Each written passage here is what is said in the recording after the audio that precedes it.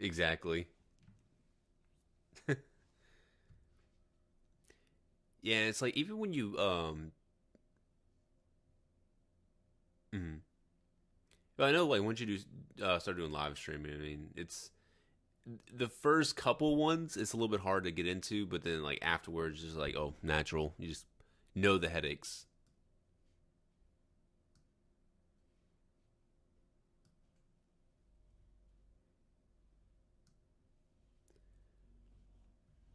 Mm. Is it what my screen or yours? Okay.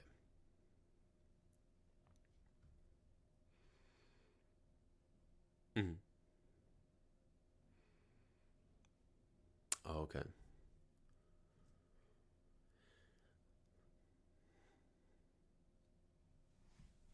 Mhm.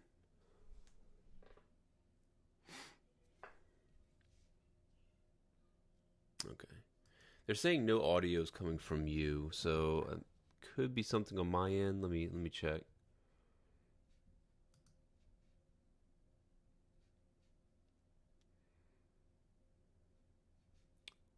Cuz I mean I can hear you perfectly fine, but let me check.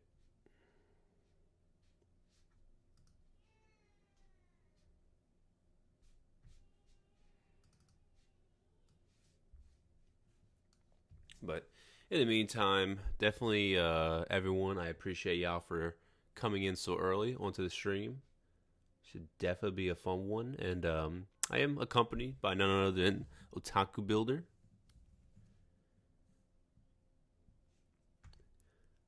I just gotta work out the audio so he can say his hey hey.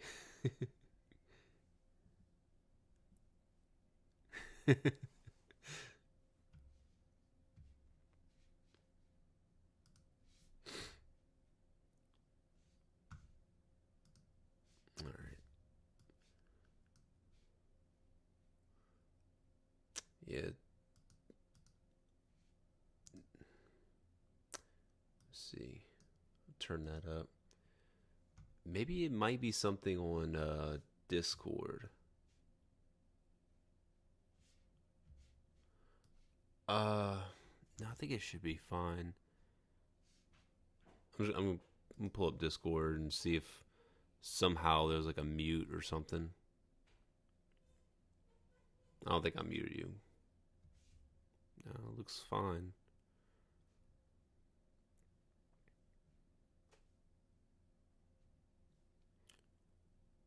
Yeah, because your audio is coming from Discord, and that's where I'm tracking um, the record audio device. This is a nightmare. Try. All right, I'm gonna delete the source real quick and just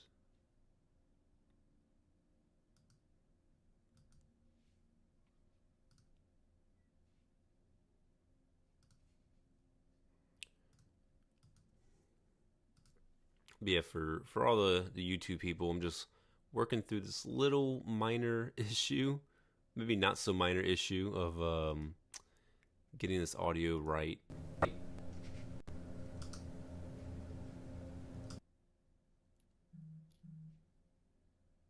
All right, can you say something? All right, it's showing on OBS. Let's see if chat can hear that.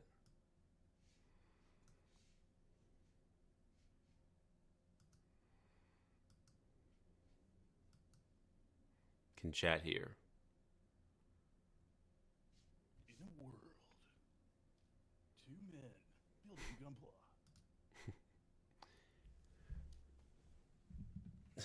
While the world's under fire.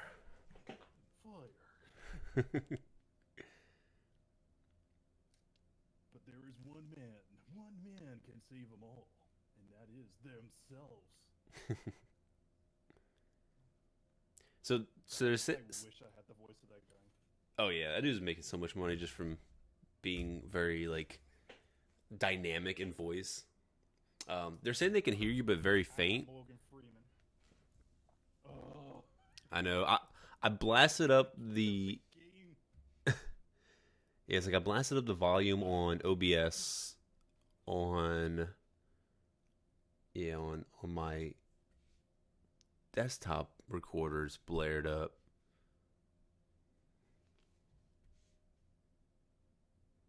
So it's something on my. This is strange. I didn't have this problem with the other guys. Mm. This is weird. Because if I kick up the gain on the mixer, that sucker's gonna start peaking, and I don't want to kick it up to max where it ended up starting to crack. Yeah. Maybe it's something with the wiring to the mic. Maybe it's not fully connected or something.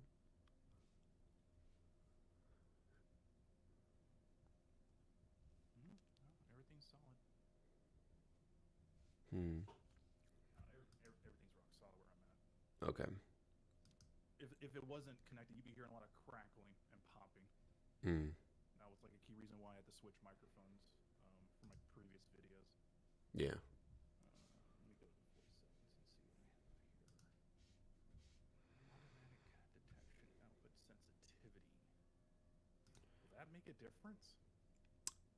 The sensitivity, if it goes up, it probably will pick up a little bit more. All right, I'm at 15 now. I'm negative 59 dB.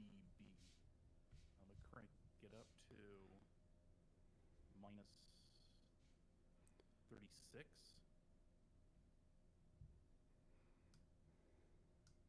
Okay.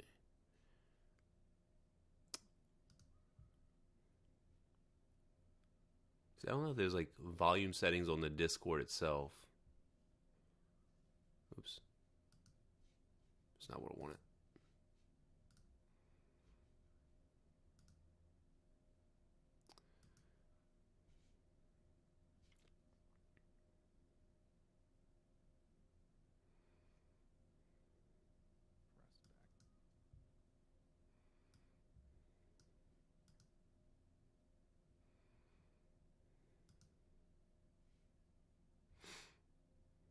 Yeah.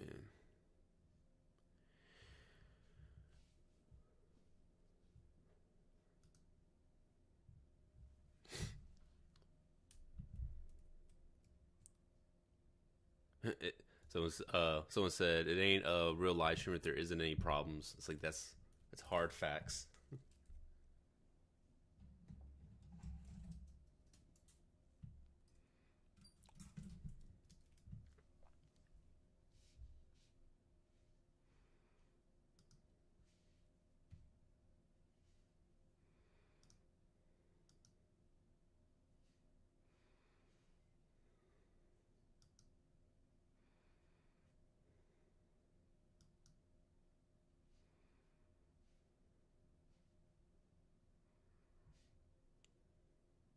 All good now?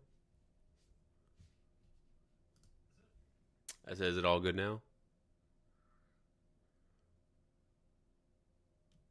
Oh, I just noticed you got a VF1 Valkyrie on your desk. Never noticed that one. Oh, this little guy. Yeah, it's from an artist named JYK All Day. Mm-hmm. He's like a really good illustrator. I did some free promotional work for him, and I believe he bought one of my model kits I built about 3 months ago. I think it was the Optimus Prime model kit. Oh, okay. And I think I gave him away my mega size Unicorn Gundam late last year. You gonna give it away? Or sell it? It's already been given away. Oh, okay. I gave it away last year. Yeah. Ooh. Okay, I've done what I can on my end. All right. I can't get any louder than where it's at. So how chat? Can y'all hear? Because you sound crystal clear. No problems there. Okay. For some reason, I'm like the whisper. Hmm.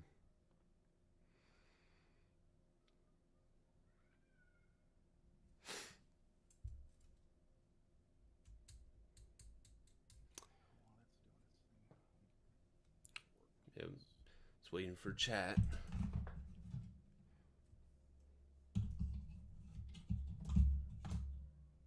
And they're all saying no. Mm. Is it because it's reflecting on OBS? Like every time you speak, the bars go up. Discord bars go up. I don't know. I can go to advanced audio. I don't know if that does anything. I can go above.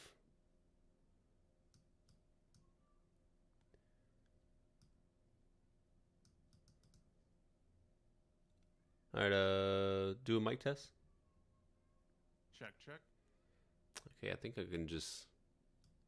So it's not the OBS settings because it's at just a standard decibels, and I'm at negative 10.5 decibels. So I'm gonna crank you up to a 5. No, so the audio slider on OBS is at max for him, guys. It's like I'm going into the deep end. I'm going to the advanced settings. Should I max out my output as well? See what happens. Yeah, that could possibly work. All right. We are at. Let's see. We want to go to positive, right? Not negative. Yes. Okay. I'm going to. So I'm putting you at a 10. All right.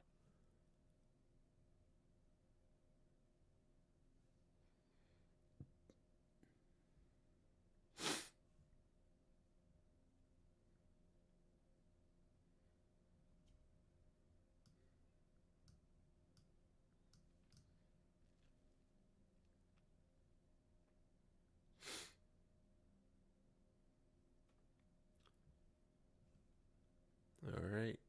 You still with us?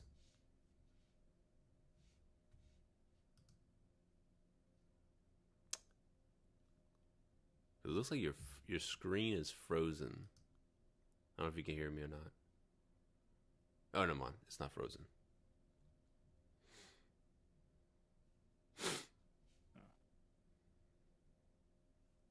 Okay. Well, I try going at max and nothing. Automatic. That's going to act funky. Okay. Go back up to 53 decibels.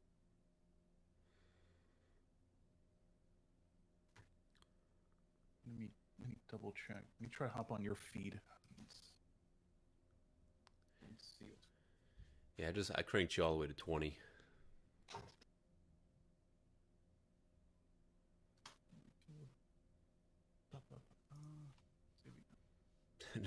They're saying crank everything. I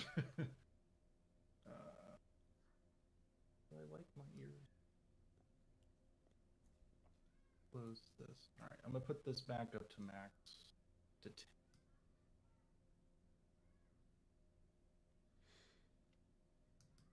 Oh shit! I actually hit the max. It's 26. Interesting.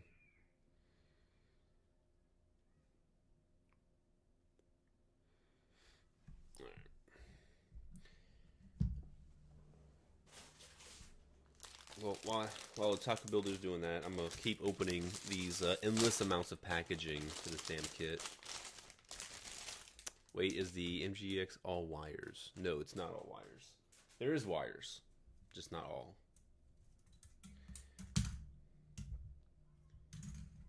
There's a lot of 2007, I think, 2007 runners with this kit, which is atrocious. Just trying to at least get this thing set up for myself.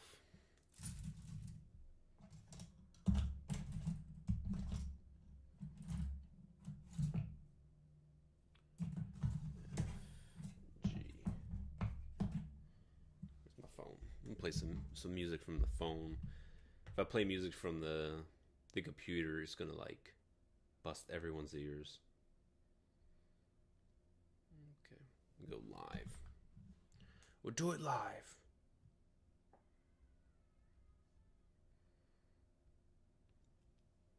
The problem might be the way that OB's video stream is being sent to you before streamed to us. No, the way it's sent to me is probably the same way that y'all are receiving it, because before I even clicked on the live, it was still very faint. So I think it's just something that maybe the way that Discord receives it. I'm not sure.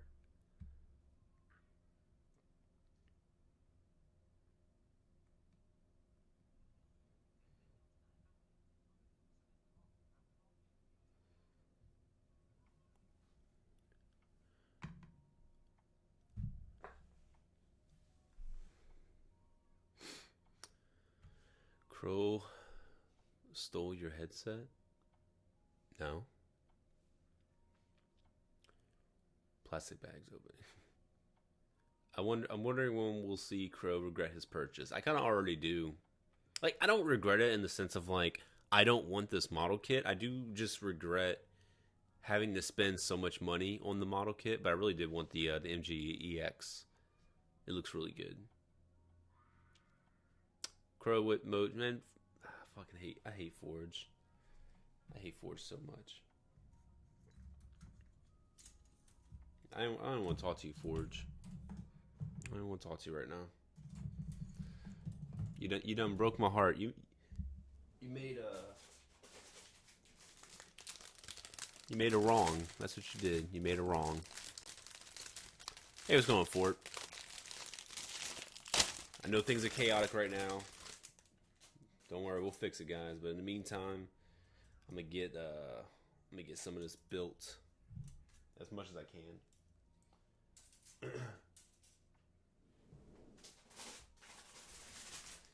There's like a lot to the. We got the cage stuff. This is all cage right here.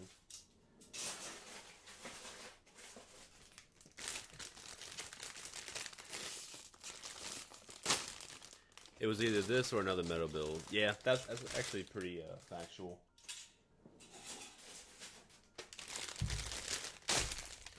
And here's the base, which is nice. This is 2020 base. Okay. I was thinking for a second. I was like, is this the same base as the OVA? I was like, oh my god, no. But like I mentioned, there is going to be some old stuff. Most of the old runners are the weapons. So like the Gatling guns, the B Magnum. I think those are all the older parts because this is MGEX and this is MGEX. So Gucci. This is runner C.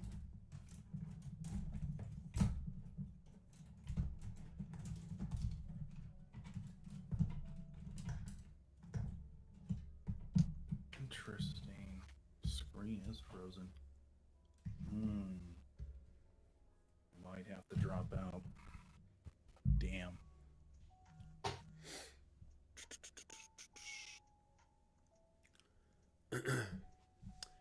Point is that it has to travel twice as far. I meant in relation to the picture quality, not the audio. Oh yeah. That could be it too.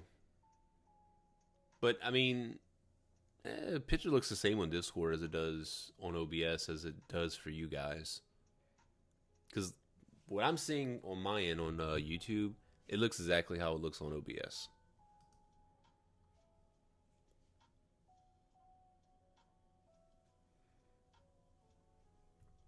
Very interesting. Oh boy. Crow, what exactly are you doing to get you and OB's feed into the same stream? So we're both video chatting on Discord. My end, my imagery, my face, and my DSLR camera, that's coming directly from OBS. But his camera is being screen captured from the Discord onto OBS. But the audios is being recorded from I Show You. And if you've seen like a lot of my videos, like video game videos, that comes from I Screen You or I Show You. So the audio is fine from that end.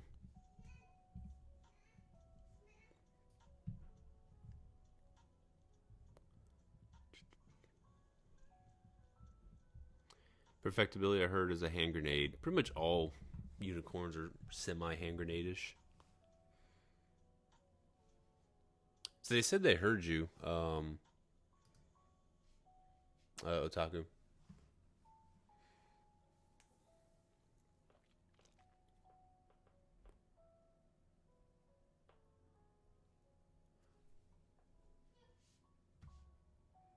Oh wait, are you speaking and I can't hear you?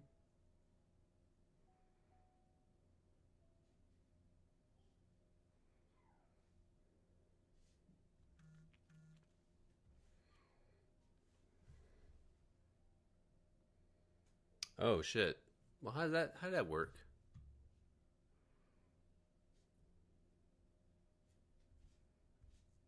Hmm. So now they can hear you. I cannot hear you. Okay, can you hear me now? Now I can hear you. Okay.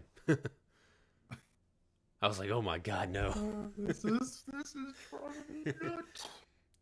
So I did notice that the feed did freeze because nothing's happening. When I looked at your feed on YouTube, nothing's happening. I'm kind of tempted to drop out and then come back in, see if that can fix some of the problems. okay, yeah, if you want I'm to do that, looking that'd at be the feed fine. right now. Yeah. Let me just drop out real quick. Okay.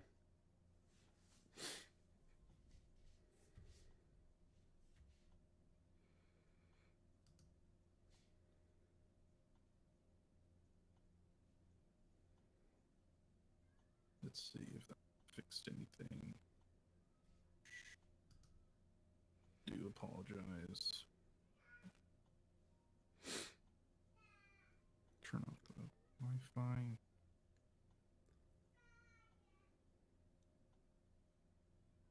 Gonna mute it for a split second.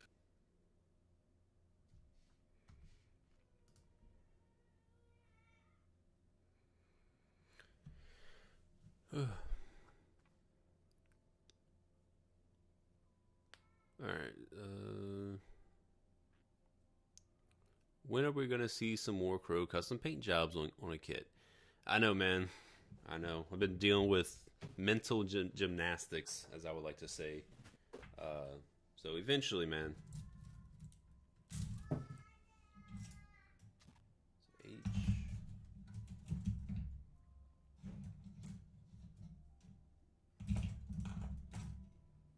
This is J. Okay. Oh man, there's like so many runners. I think there's like, oh, it has to be like 20 runners. Okay. Hey, my man, can you hear me? I can. Can you hear me? And it's still frozen. Yeah. Yeah, I can hear you. I'm still getting the same thing on the YouTube feed. It's frozen. Yeah. Whereas I'm looking on Discord, there's no hitches at all. So it's an OBS thing. Because OBS, it's frozen. Mm-hmm. No, actually, it just reset. So it's moving now. Let's see. There's like a little bit of a delay between OBS and YouTube right now. Mm-hmm. Yeah, I'm checking the feed right now to see if anything improves. There's the jump. Yeah, it's really jittery. Don't know why. Don't know why. Can't seem to fix that. They're trying to say it's my capture, but I mean, what's on OBS is what's on Discord. Mm-hmm. The only thing is like there's more frames that are being skipped on OBS.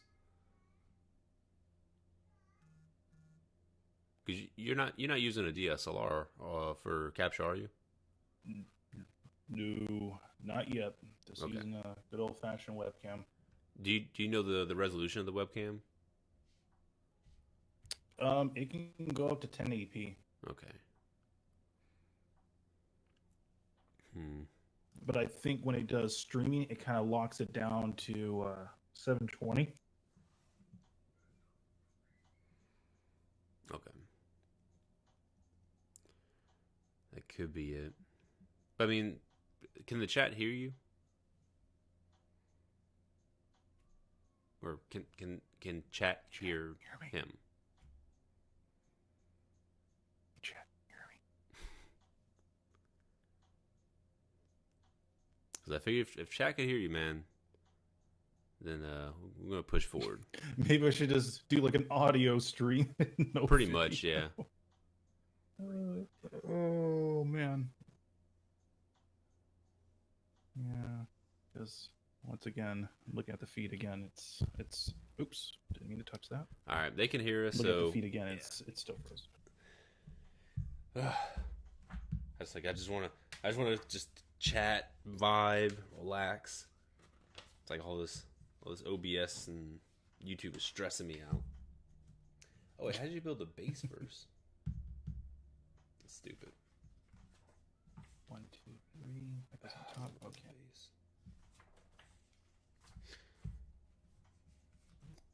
All right, man. So we're all good. So you got your tea. So I know you're good. Yes, sir. So we chatted before about some things about like occupation and everything. I don't know if the chat was. I don't think it was live when we was talking about occupation. I think it was like the last conversation we was talking about. Mm-hmm. But you said you was working for Disney, right? Well, yeah. When I was done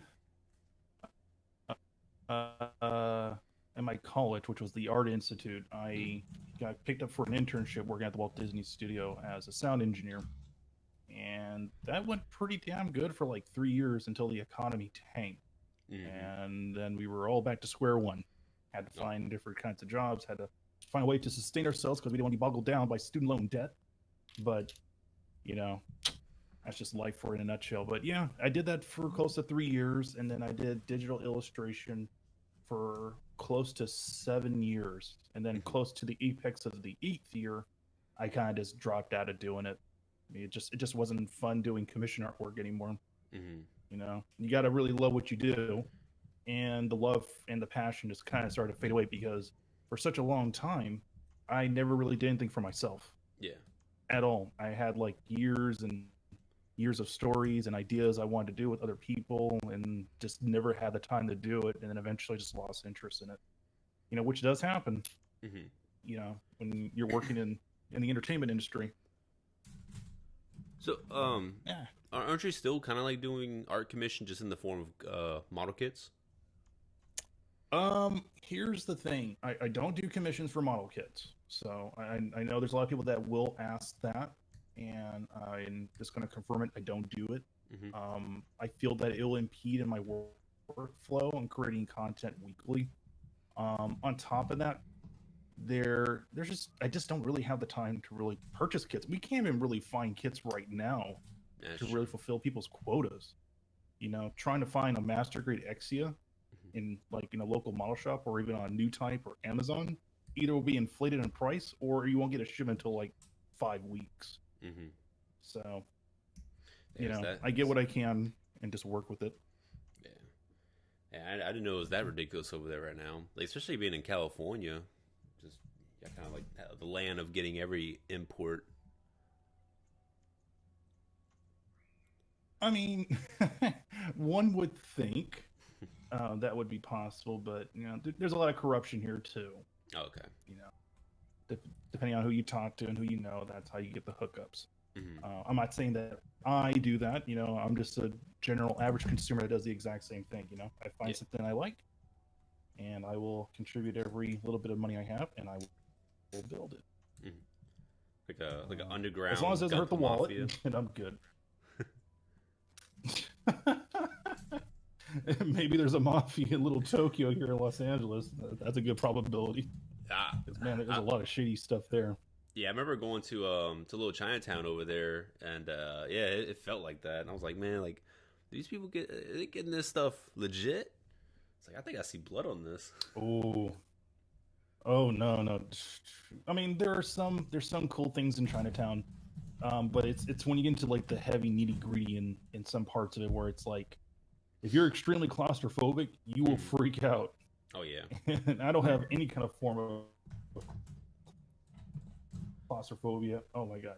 Google stop. No, Google stop. What the hell did he play? Why are you playing claustrophobic music? Get out of here. Yeah, it's Chinatown's weird. If you go to the nicer areas, that's when you start seeing some nice like gift shops. There's actually one gift shop that sells Gunpla, but they're kind of like skittish, and they kind of frown on folks like me. I don't know why. This is like way before the whole Black Lives Matter situation got really flared up. But yeah, I don't spend a lot of my time there. Well, not even lately. I usually spend a lot of time in Little Tokyo. Okay. There's just so much more things to do. Yeah, I think Little Tokyo's nice kind of more. Food. Little Tokyo's like a little bit fairly new, isn't it? Because like I remember being there in 2015, and like I didn't remember it from back in 2007. Because I don't know if it was there in 2007. Oh no, Little Tokyo has been around for a long time. Oh okay. Oh no, it's been here for decades. Gotcha. It's just now getting that nice modern look. You know, there's more. There was actually only one ramen shop. If my memory serves me correct, there was only one decent ramen shop there in Little Tokyo, and now there's like 7. Oh, geez. And the one particular ramen shop that me and my fiance love to go is called Shinzengumi, and they are like the best. They are. They when they first opened up, they had like this really cool bombastic energy. The moment you walk in, they greet you and tell you to welcome, come inside, have a seat. Can I get you something to drink? Have some water. You know, that nice Japanese hospitality. It was like really, really like culture shocking for me and her. But we felt more welcome than all the other ramen shops that were in Little Tokyo. And since then, it's been our go-to place to go every single year. But since the COVID things hit, we can't get our fix anymore. We gotta wait until things are a little bit more safer. Oh, so they closed down for right now? Yes, we heard. They're not closed. They can give orders, but it's more like takeout.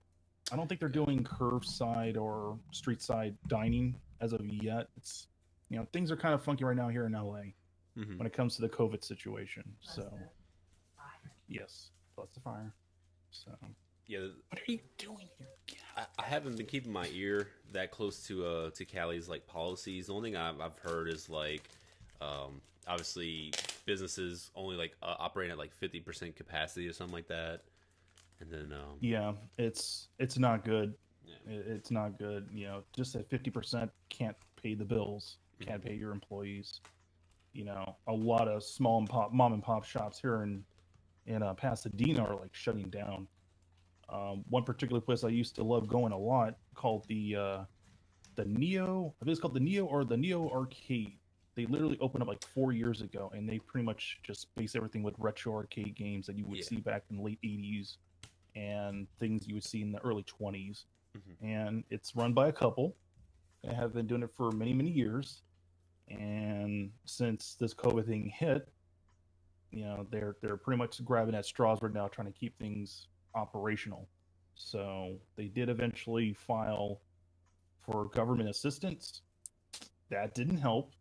They tried contacting their banks to see if they can get some kind of loan or some kind of like extension on their payments. They didn't want to comply with that, so they ended up having to go GoFundMe to help themselves out for at least the next 4 to 3 months.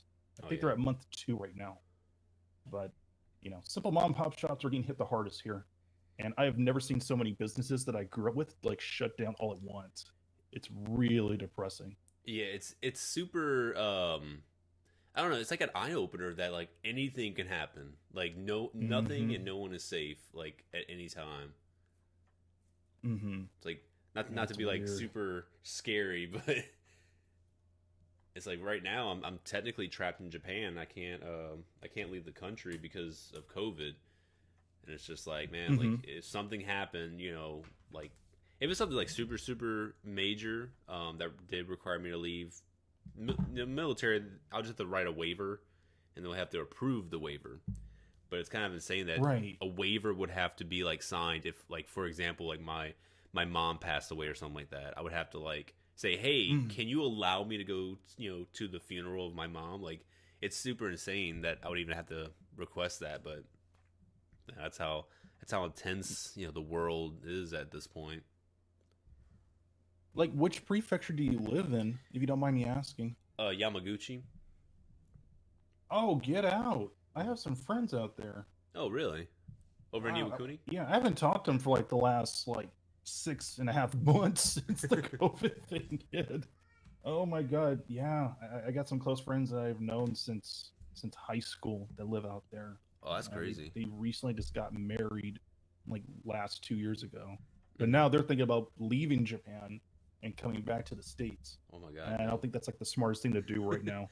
Yes, that is the opposite of smart, to be honest. They're like, we're gonna pack everything up. We're gonna come to oh no. They were like, we want to come back to Los Angeles. No, you don't. Shoot. Do you know how hard it's just trying to get a job right now? Come on. The closest things you can get to like an Uber driver, doing Postmates, whatnot, or working as a security gig, or working at a local electronics depot somewhere in Amazon. That's like the only stable jobs you can find. Even it's difficult to get. Yeah. So if you're fortunate to wish we can do things at home, then man, that is a blessing. Into fixing this. Ooh, I forgot something. I can't get it in the garage. You know what? Yeah, I'll do it. So what's it like out there with the Japanese arcades? I've heard that they shut down the biggest well-known Sega arcade, like literally at the end of August this year, but not this year. I don't know about any Sega arcades. It's like the only Sega arcade I think I've ever been to was the one in Tokyo, which I haven't been to Tokyo in like almost a little bit over a year. And then there's the Sega arcade in Okinawa, which I know was still good when I was there last year. But like all the basic art in Akihabara. Yeah. It could have been. It was like one of the oldest ones in like the electronic district. They like literally just shut down last month. And it was like one of those target areas I wanted to go check out when I eventually did go to Japan. Yeah. But that ain't gonna happen for at least another year or two. No way. Yeah, I was trying to get my mom to come out here. Always wanted to go to Japan. And that shit was not happening. Oh, because of the fear of flying, being confined in a little bit of a vacuum. No, we can't even allow anyone to come into the base, or like we can't meet anyone that's outside of like the neighboring prefecture. So anyone that's like my wife, her family's from Kobe, the Hyogo prefecture. So like she can't even go see her family. It's just not authorized. Whoa, oh, that's depressing. Yeah. Jesus. Yeah. So it's really unfortunate that her mom is only like a 2-hour train ride away, and she hasn't been able to see her since I think the last time she saw her was like in March or February. Yeah, I think the most people that are getting hit the hardest is definitely the parents. Oh yeah, because they can't see their grandchild. And it's just like I get it, It's like he's growing up, and both my family, her family, no one's really able to like see him in real time. Yeah, that's like the biggest thing I noticed a lot of people don't like with the COVID situation. It's the big disconnect. Sure, we can do it through live streams or do it through our cell phones and whatnot, but that actual physical attention, that actual presence of that one person with another person, it's kind of like missed very aggressively, especially with my mom.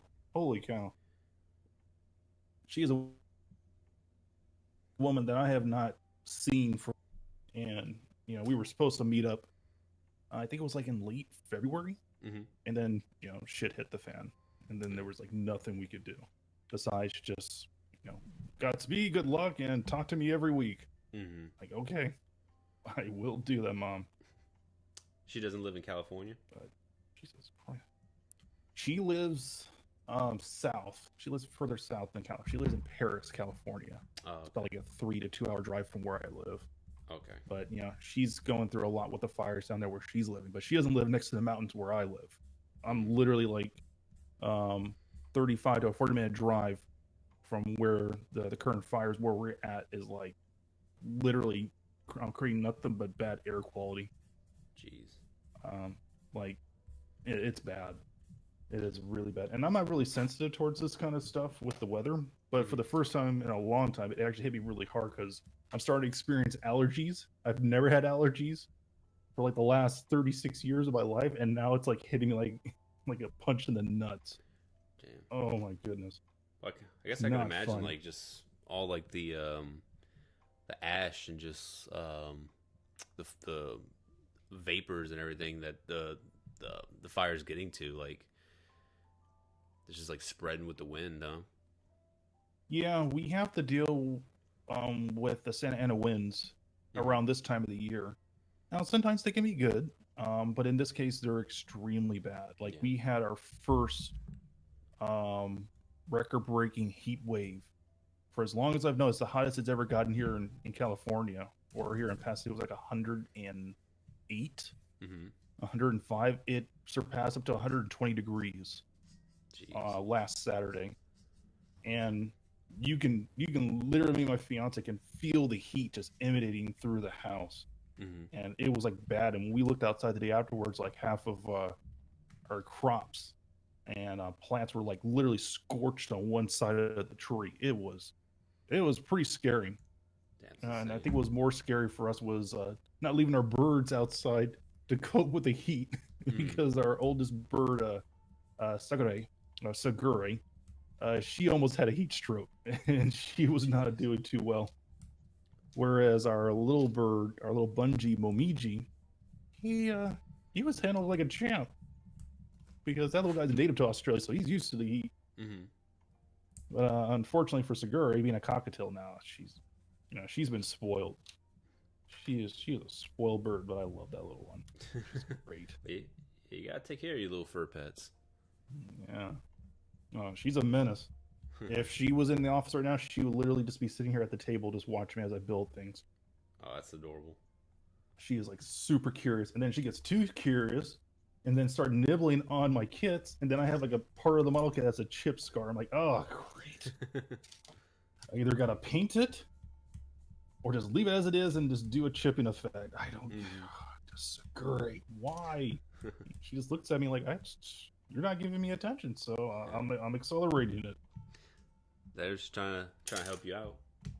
Like, look, Well, man. my fiance says like it's good practice when we have kids. I'm like, yeah, yes, it is You good know, practice indeed.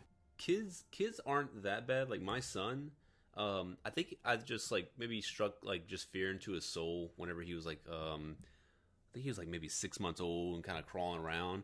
He crawled in my room because I usually just leave my door open whenever. And Mm-hmm. he was I think going to touch something, and I got on him. I was like, hey.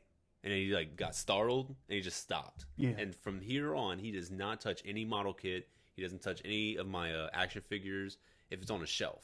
If it's on the floor, it's yeah. free game. He's like, oh, if it's on the floor, man, like you don't care about this. Mm-hmm. Mm-hmm. Yeah, dude. Like, how old is he again? He's 1.5. Oh, he'll get over it. Yeah, I remember my mother being very strict. You know, I mean, strict to the point where you did something as simple as spilling Kool-Aid on the floor. Oh, you get a whooping, yeah. and then you get an apology afterwards. But yeah, he'll be fine. Eventually he'll learn that it may be something that he'll enjoy when he gets older. Because Mm-hmm. Lord knows this is something that me and my dad used to do a lot. He doesn't do model kits anymore, unfortunately. Mm-hmm. Um, just old age, Yeah. priorities. And now he lives with me. Oh, your dad lives with you? Uh, yeah, Oh, that must be yeah. fun, huh? Just no, Oh, it's not. Oh. no. Oh Jesus! There was like, I will have times where I'm in the middle of doing a video, and everything's like nice and quiet. There's no random sounds in the background. And all of a sudden, I'm hearing heavy footsteps in one room, and then doors slamming, and then him playing his jazz music. I'm like, Pops, I'm recording. This takes me about an hour, and it takes another hour to process this video while I go to personal edit. Like, oh, okay, sure, it's fine. I won't bother you. And then he'll forget about it, and then he'll come through the office like, hey, I just want to know, is there anything to eat? I was like, I'll order you something for Postmates. I gotta work. Okay. Just checking. So what are you doing right now? Like, I'm recording. Oh, okay, cool. Okay. I'll let you get back to work. All right, thanks, Dad. Thanks, Dad. Should have him like a part of the videos. He does like the introduction. Well, I thought about it. I did consider, but that man rambles. Oh, really? He will start saying, well, back in my day, back in 1962, we didn't have cell phones and web TVs. Something called the Instagram. No, we talk to people. We social. Yes, Pops, I get it. You could do like a time lapse. He's a sweetheart. It's fun. Yeah. Like a time lapse of him talking. Oh no! And then do if you let him. Oh, go ahead. Oh no! Go ahead. I was say like time lapse, and then like you having like a translucent B-roll on top of it of you just like sitting in your chair, just like slouched, like what, like just listening, and it just goes on, and time skips. No, he's very much aware when he talks too much, and he'll just keep on going. And I mean, I've had situations where he would just sweet talk some random lady for like an hour. I'm like, Pops, I gotta go. I gotta work. I have no physical watch on my wrist, but I gotta go. Oh, okay, cool. All right. It was nice talking to you, young lady. Hey, I remember when I was like 20 years old. We didn't have all the okay. I'm leaving here. I gotta go. No, don't leave me. Just I'll go. Like, no, he's a sweetheart. He just doesn't know when to turn off the microphone in his own mind. He's old. He's lonely. And he tries to get whatever friendship or any kind of way of social social interactivity with people as much as he can. I think he's seen someone now. I don't know much about her.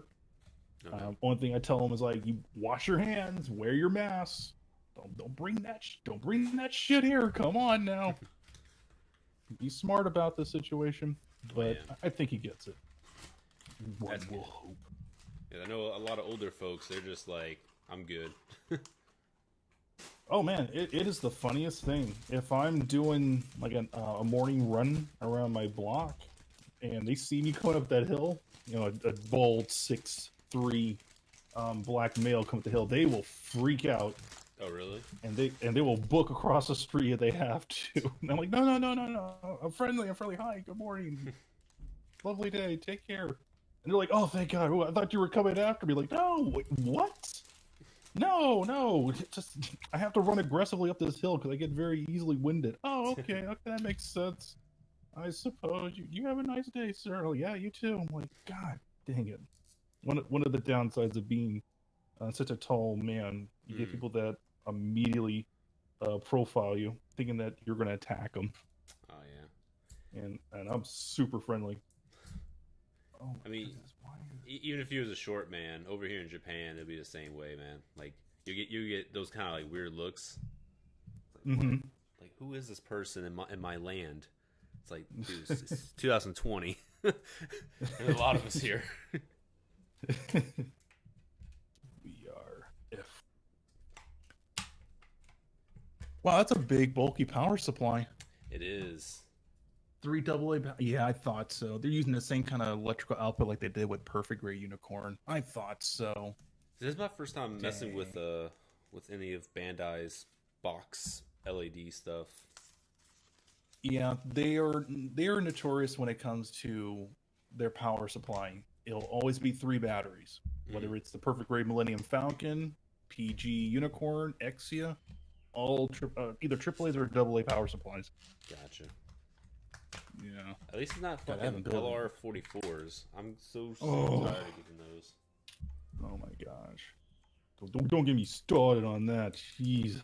I remember hassling with an Amazon executive online. It's like, I need these batteries. The model kit demands it. I can't finish my video if I don't have it. Like, sir, I understand. You need to take a deep breath and relax. Like, are you kidding me? I can't pick this up at my local hardware store. They don't make this. Come on. Like, how often do you use LR44s? As of right now, it has been 3 years since I've started to do like custom builds. Gotcha. So I think the last thing I put with LR batteries was, I think it was a 3A collectible figurine of Optimus Prime and Bumblebee from the Transformers movie. Okay. That was like the last. Yeah, that was the last time I used that. Which, by the way, great figurine. The 3A. Yeah. Yeah, that's the one I have. I just don't have the like the deluxe version. I guess I just have like the standard one. Yeah. I remember like debating whether or not to get the bigger version, but I'm okay with the smaller ones. The DX versions are great. They don't take up a lot of room. I mean, I already have Optimus Prime and Bumblebee from wherever the last fourth Transformers film, which looks okay, but then I got the Atlas Titan of one of my bookshelves. That sucker takes up a lot of room, so I'm glad that 3A or 3.0's finally rethinking their game plan and how they're going to sell their products. But I think they're coming out with a bigger version at the end of the year, so it doesn't matter. Of Optimus? Yeah, Optimus and Bumblebee. Oh, okay. From the Bumblebee movie that came out last year. Yeah, I know the Bumblebee is coming out, I think, in October. Yeah. But they have. If I had the money, I would buy it. If I had, I would. But even then, I'm very, very cautious of when I spend my money now. I'm super cautious. You know, just $300, I can go to a good meal. That's true. Put gas in the tank, pay some bills off, not have to worry about it. The best of meals. But when I put things off too long, it hurts. It hurts so hard. I think I remember trying to buy one of those arcade one-up cabinets, and I missed out. And it was like one of the basics of the basic cabinets. So I'm like, okay, another one comes up, I'm gonna buy it. Nope. Just priorities are different now with the way how situations are. So rather take that energy, rather take that money and put it towards another kit that maybe some people will enjoy. So, I don't think about what I make for the ad revenue. I just do it because I know it'll be entertaining for some people. And it works out. Yeah. I mean, this has been a fairly good opportunity to really, like, not just, like, save some money if you can, if you're still able to work, but it's also, like, a good self-assessment of just not only finances, but, just overall, like, I'll say personality on like what you do, because there's a lot of things I took a step back. It's like, do I really need this hobby, like particular hobbies? And I'm like, no, I don't need this hobby anymore, and I kind of like threw that away, or just looking at what I want to do in the meantime. So it's like, I sit here, I'm like, I can build a model, and I know if I build a model, not play like video games or whatever, I'll be more productive. And it's I never had that before. Agree with you. I agree with you. I shit you not. I have the exact same perspective because I remember playing video games a lot. I kid you not. And now it's like, I don't got time to play any games. And at the same time, I find building kits just way more fulfilling. The day goes by faster, but at the same time, you feel like you're accomplishing something. Absolutely. And I think that's what's really important. Whereas you're playing a video game with your close friends or some random strangers, eventually you're going to feel that depression start to creep up. And that is such an uncomfortable feeling. Because I remember like just gaming with my close friends every morning, like around 7 to like 10 o'clock, and now I don't do it anymore. I had to like completely restructure the way how I do things now. So that way I don't sit for hours on end gaining weight. Because man, losing weight it is such a nightmare for me right now. I can't go to the gym. The closest thing I can do is do some basic cardio, go run around the block for about an hour and 45 minutes, and then come back here and get back to work. And then if I'm lucky enough, maybe I can watch an anime or two, which is also rare for me at the moment. Oh my gosh. What are you watching currently? What was the name of the show? Well, I would say the last show I did finish watching was Doctor Stone. And I remember writing that anime off like, I don't care. I don't like the art style. It's not gonna work for me. And then I had a close friend that was like, you know what? Maybe you should give that show one more chance. I mean, you're a man of science. Mm-hmm. You like philosophy and things. And I kid you not, I'm like, okay, first episode got me hooked. I don't know what the hell is happening. I don't know why people are turning to stones. I know the anime is going to get to a point where it's going to leave a very big cliffhanger. I'm ready. Let's go. Because like the moment there's like a lot of good humor. There's a lot of good scenes where they educate you with things like how to make Coca-Cola in a world where there's no manufacturers. There's no ample supply of sugar, you know, or find a way of finding aspartame, you know, all these little key ingredients to make something fizzy and bubbly.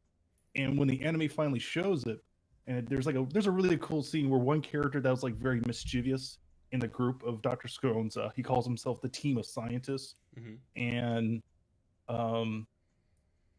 this guy was basically already pictured as he's the bad guy. He's here to spy on these people because he needs to go tell his informant that they're getting ready to start a war.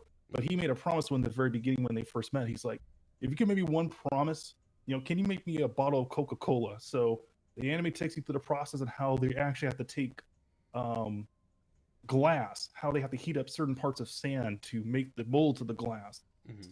And then they have to shape it, and what temperature it has to be shaped at. I mean, it's science done in a way where it's educational, but at the same time entertaining.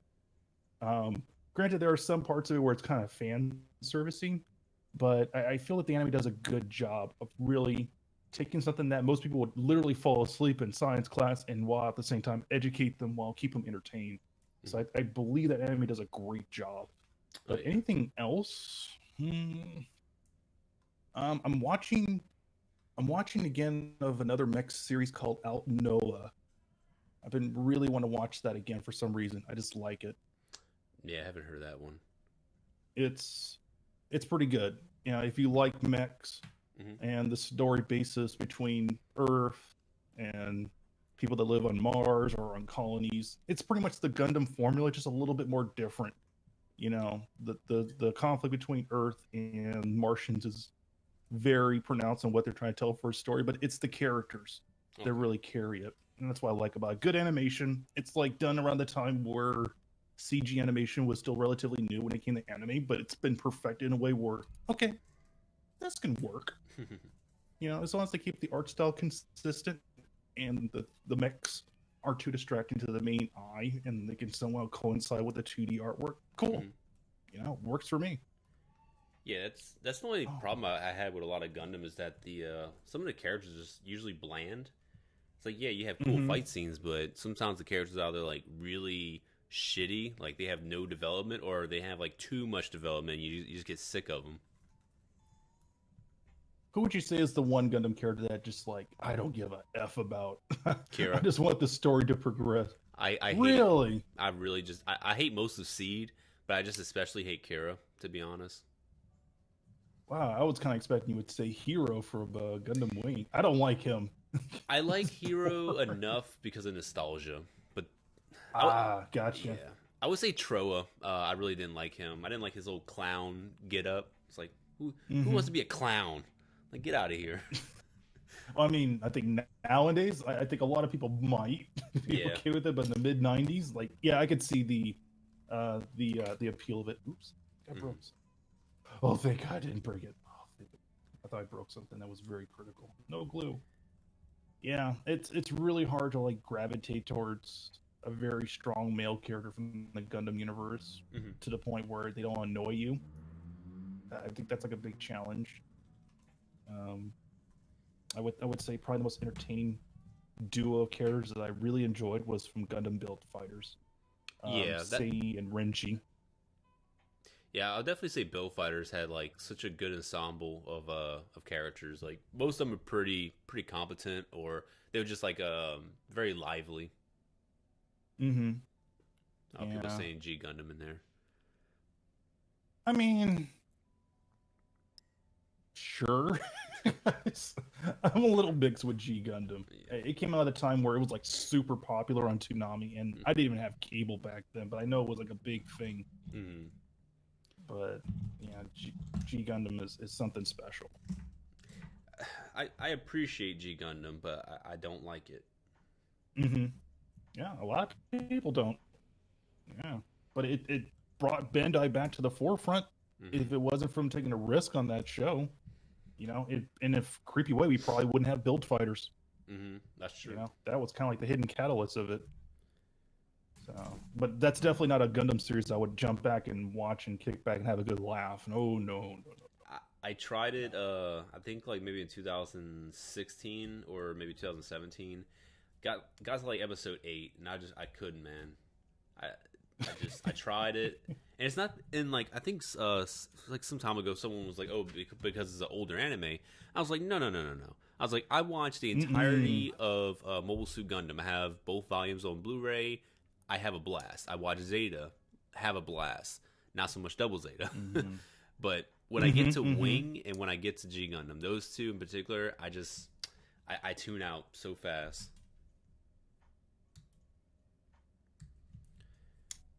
I remember like Gundam X was like a big problem here in the States. People were like, that was like weird because a lot of people were like believing like, okay, we watched Gundam Wing, so is X like the sequel? So it's like, no, it doesn't work like that, kids. No. Oh, okay, but it is the anime cool. Like, to theirs, each into their own. I'll let you be the judge of that. Yeah. I won't destroy your curiosity. You have to see it for yourself. It's like, I always knew it was never a direct sequel, but because like the mobile suits look so similar to each other, I was like, oh, it has to be in the same universe. Like maybe it's just hundreds of years after or something like that. But even that's incorrect. I was like, okay. Yeah, I had the same kind of vibe too. It's just, once again, that was like one of those scenarios like, I don't like the characters. I mean, if you want to talk about like probably the most stressful character for a pilot in anime history, I hate to say it, I'm pretty sure a lot of people will agree. Shinji Ikari. Oh, Shinji. I'm just gonna put that out there from Evangelion. Oh my freaking god! Yeah, get in the robot, Shinji. but he's made to be like that, so I can kind of forgive him a little bit. It's like what would I do if I was a 14-year-old kid in a murderous, monstrous, angel machine hybrid? It's like, I'd probably not to mention father issues. True, that too. Yeah. And then there's like that heavy, gloomy part. What happened to Mother? Oh, you're in her.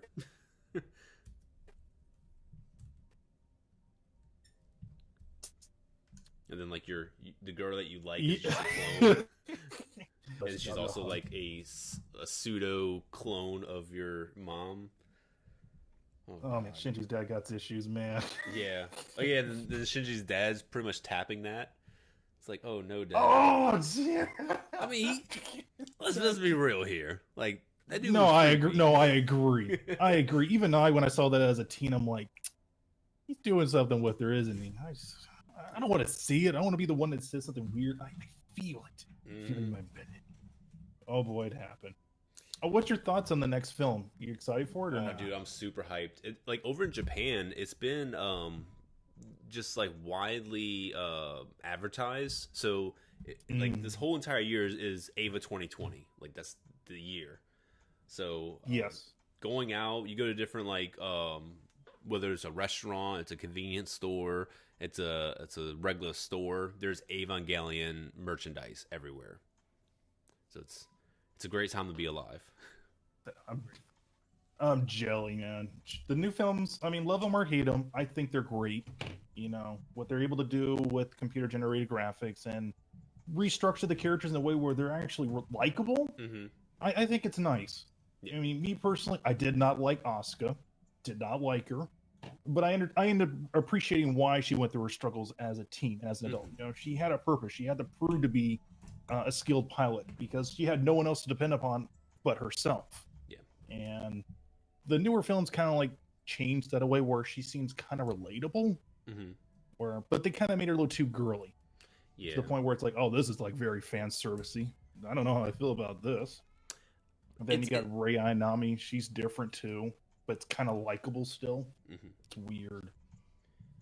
At least with Asuka, she's not like this super like I don't know like she was definitely abused in the TV version. Yes. But it's like she was like so I don't know like her mind was always like in that sexual kind of realm. So she was like hitting on that older dude all the time. She's like, you know, what do I not look pretty? Oh, Kaji. Yeah. And I'm just like, oh my god, like girl and this old dude, he's not even like really taking offense. He's not like trying to like tell her like get the fuck away. He's just more passive about it. He's like, oh, you know I can't do that. It's like no, take a hard stance, but this is the 90s Japan, so that was almost kind of like the norm with the whole like teen idols back in the day. I mean, they still have teen idols, but back in the day, oh my god, it was so horrible.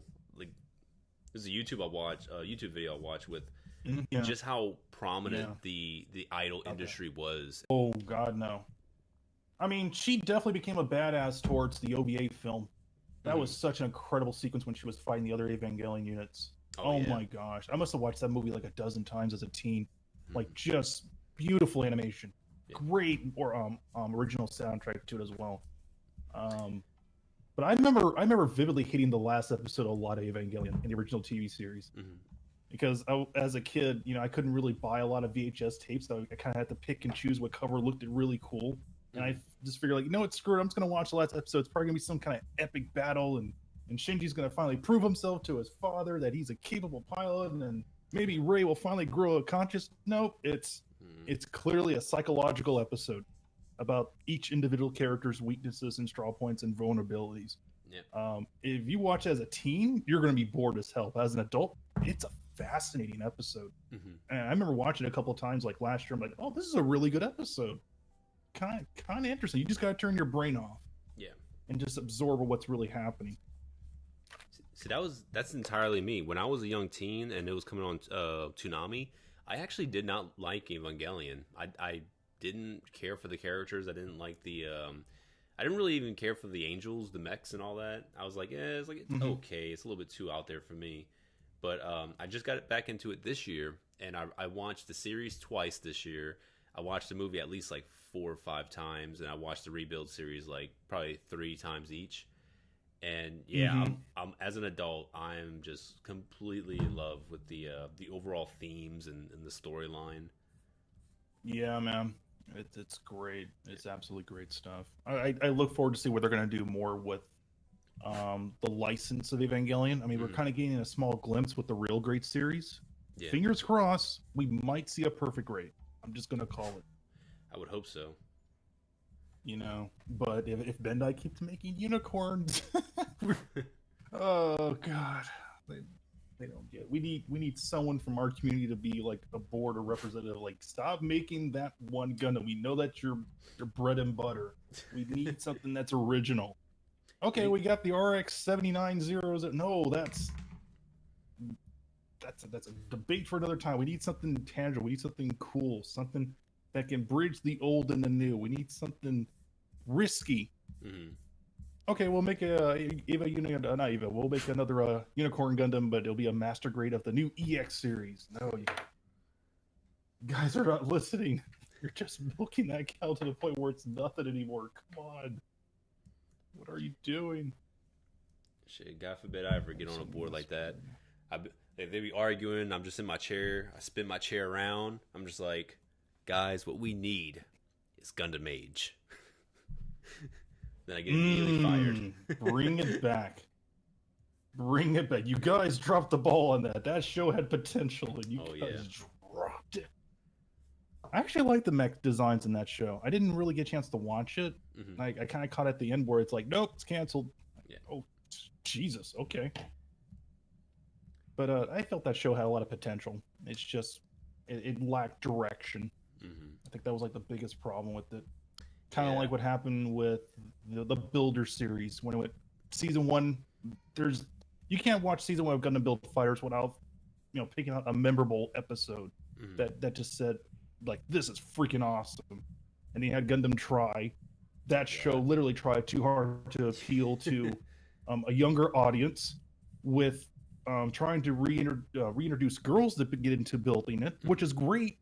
But let's just face it. There's not a lot of like girls that like girly stuff. They like just as much as the stuff that's like designed for guys. Yeah, they really do. That's the problem. They went even more kiddie.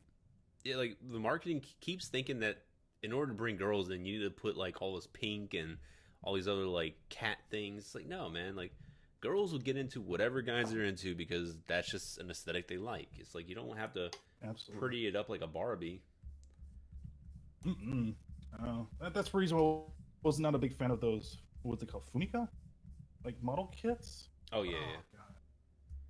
I was not a fan of those. Like, come on, don't do that. I understand which audience will go for that, but come on, you guys can do better. Yeah, but even like girl centric media, like Card Captor Sakura and Sailor Moon, I was super into it when I was a boy. Like, I would tune in all the time.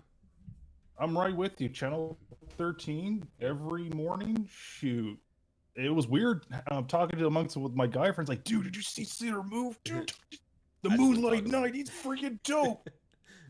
Like, oh, I look forward to the next episode. Like, wait, we just realized we're watching like a girl anime. Like, I don't care. Anime is anime back in the day. We get what we can. Yeah.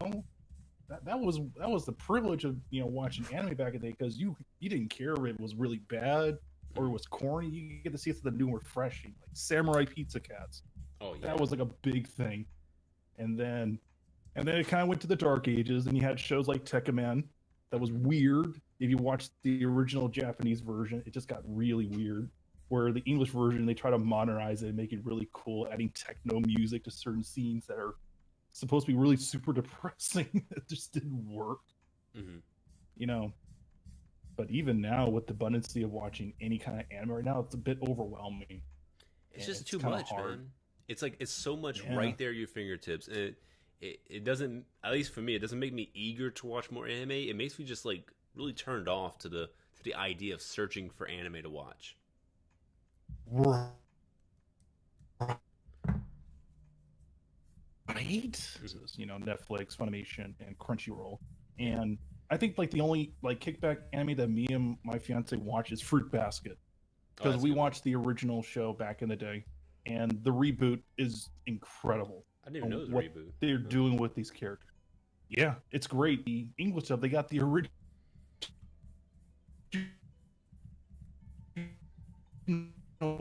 voice actors from the original anime and brought them back, and they still sound the exact same.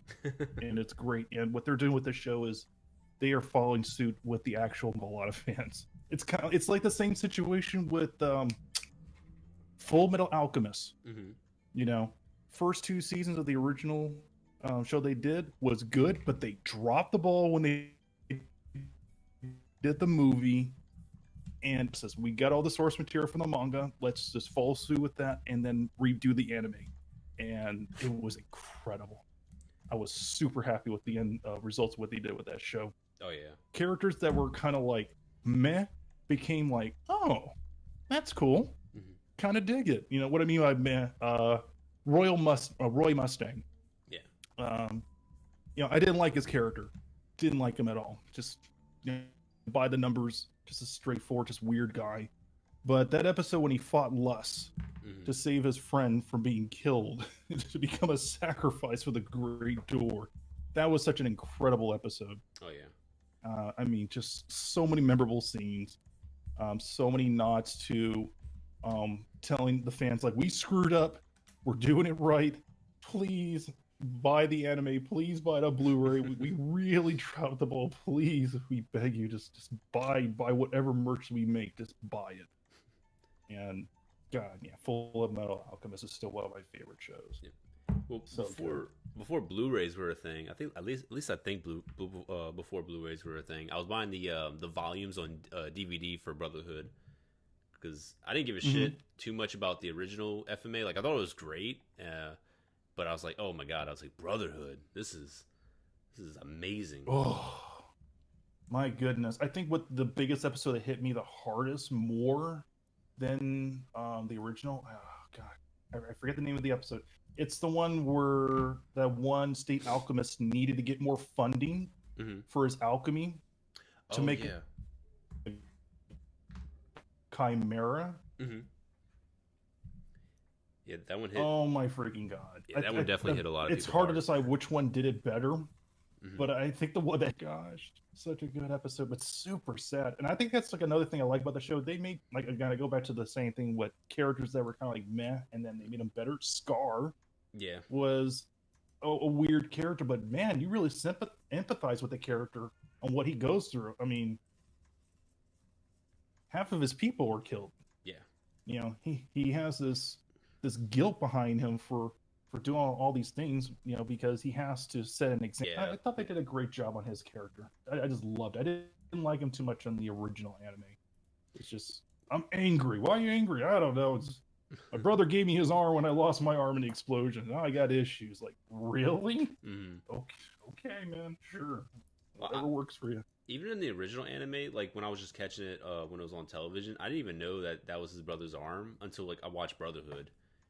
So I don't know if it was like maybe they glanced over it for a small bit in an episode, or maybe I just completely didn't see that episode. I think it's still there. You know, geez, like that show is just, I don't know what they were thinking, but Jesus, I haven't cried in an anime in a long time since, Jesus Christ, when was like the last anime that me and my girl got wasabi? Oh, I can't remember. I think it was Her Name. Was it that one? Oh, Your Name? Or it might have been a Studio Ghibli film. Your Name. Yeah. Like, yeah, I think we finally saw that. It was 4 years late, but hey, it's new to us. Yeah, that one. We like, love that show. Not show, that movie. Yeah. I can't spoil why you cried in the chat, but it was. Yeah, please don't. Like, if you have not seen Your Name, please don't. Have you seen? I think as I'm getting older and I'm rewatching a lot of the shows. Oh my god, who's Clannad? That name sounds so familiar. Can you tell me a little bit more? So, see, I need to dance around the spoilers. It's a slice of life anime. Oh man, outside yes. Okay, it's that one anime with the weird like facial designs, those big wide dinner plate eyes. Yes, I know what it is. Unattractive faces. Yeah, I did. I think I ended up watching like the whole entire show when it was on YouTube after college, and I'm like, oh my god, this anime is it's making me swell up. What is wrong with me? Why am I crying with such and such? Oh my god, damn! I hate the cry formula animes because it gets you. And I was lucky enough to watch that in Japanese. I would really recommend watching that in Japanese, not in English. Yeah. It hits you. It hits the voice you really actors hard. just put so much more energy into it. The Japanese ones. Oh my goodness, yes. Yeah. Damn, I remember that show. Jeez, I'm not gonna watch it now. I'm not gonna watch. No. I think another anime I gotta get back to watching is Code Geass. Everyone's been hounding me to watch that. It's happened a little bit. I know it's on Netflix right now. Notice. Yeah, isn't there like a movie coming out, or one already did? I haven't heard. I know it's on Netflix. That could be it, because Evangelion had a second wave whenever it came to Netflix, so that could be it. That is a very I don't know if that's a sensitive topic still. With the whole Evangelion dub on Netflix. Oh yeah! Oh, that was so horrible. Oh my god. Oh, they just ruined everything. The outro and oh my god. Yeah, like me and a handful of my friends were like, okay, you know, the English dub is a bit hit or miss, but at least we got the ending to look forward to.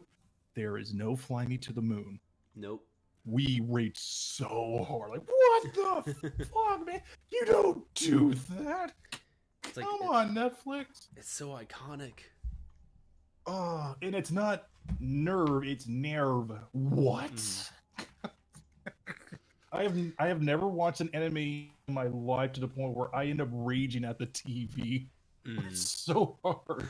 Like, you don't pronounce it like that. What is wrong? Netflix, you dropped the ball. Don't touch the movies. Just don't touch them. Let Funimation keep the rights to them.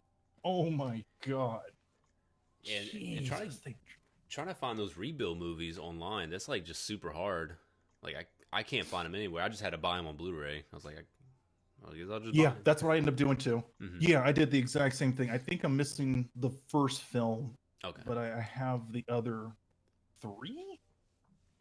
If I remember the 4th film being really good. That was like, man, I love what they did with the redesign of Karu, if I'm pronouncing his name correctly. I love what they did.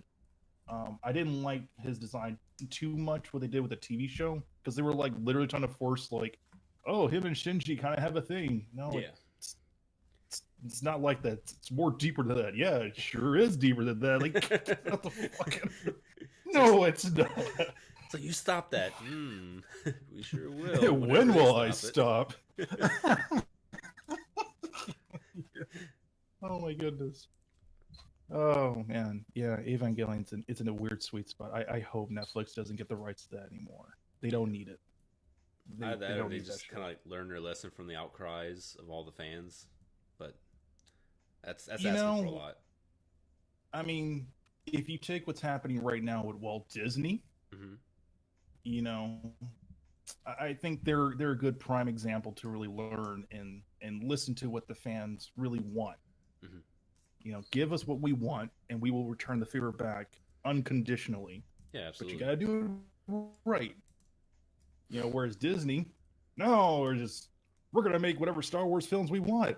No, we're gonna make whatever Mulan film we feel that caters towards our target audience. No, we're gonna do everything by the books. Okay, it's not gonna end well. I mean, look at Up in Arms against the Sonic design, and they heard us, they fixed it, and I think it did really well in the box office overall. And it probably would have did way worse if they didn't do that. It's just like, just gotta listen to the people who are actually going to give you money. Dude, that was like the last movie that me and my friends watched. Oh, the film did good, or it did miss a sequel. Yeah. So yeah, that's going to happen, which I'm very thrilled to see. I don't know what they're going to do with the story. I don't care. I'm a big Sonic fan. I'm happy what they did with the redesign, because I literally remember watching the trailer at the gym, and there was a gentleman right next to me watching that first Sonic trailer. He was like, "What the fuck?" I'm like, "Yeah, right." He almost threw up. I was like, "That's some nightmare food." Oh, bro, I can't look at that. I was like, "Then why are you looking over at my TV, man?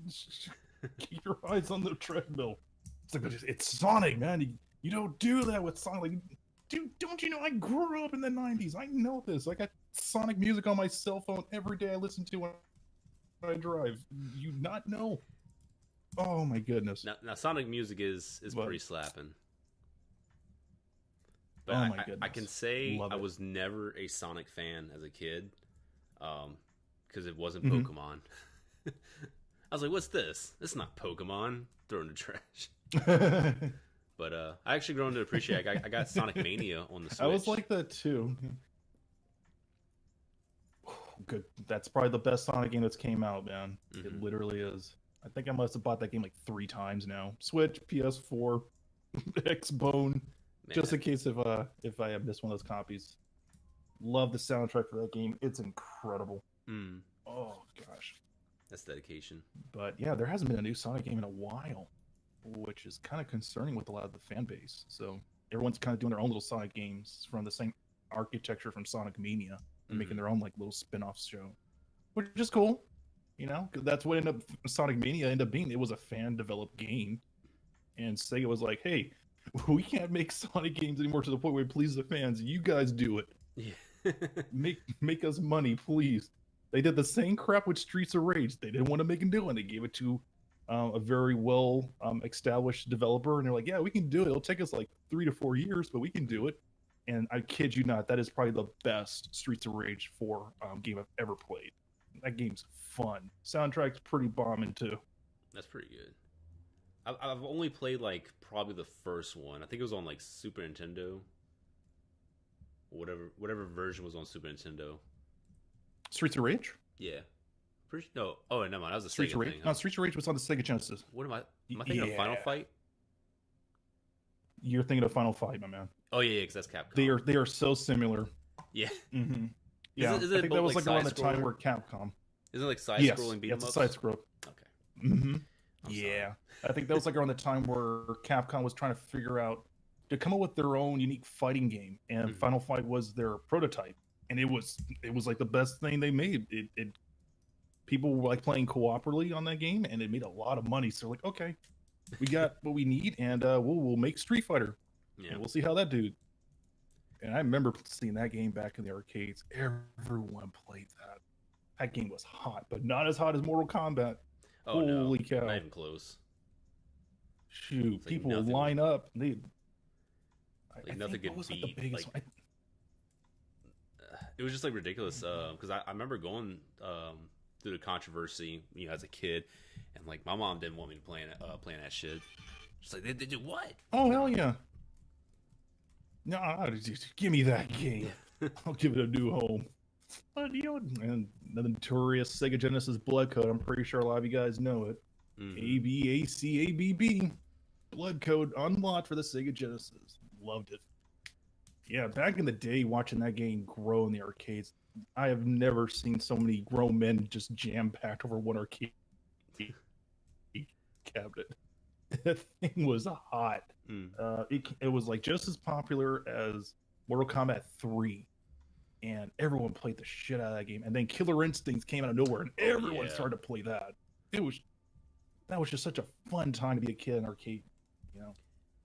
Just energy. I kind of stopped going to arcades probably around when the PlayStation came out, but like close to when the PS2 came out, I started going back to arcades. That's when they released Marvel vs. Capcom 2, and I was already a huge Marvel vs. Capcom 1 fan on a PlayStation 1, so I'm like, oh shit, this is in the arcades, and I was in there pumping quarters every single day on Marvel vs. Capcom 2, and then Pump It Up came out, and I was like, oh my god, this is the best thing ever. It's like I only went to arcades for like those two purposes, and then it died. Yeah, man. Yeah, it's really interesting how strong the community is with those games still.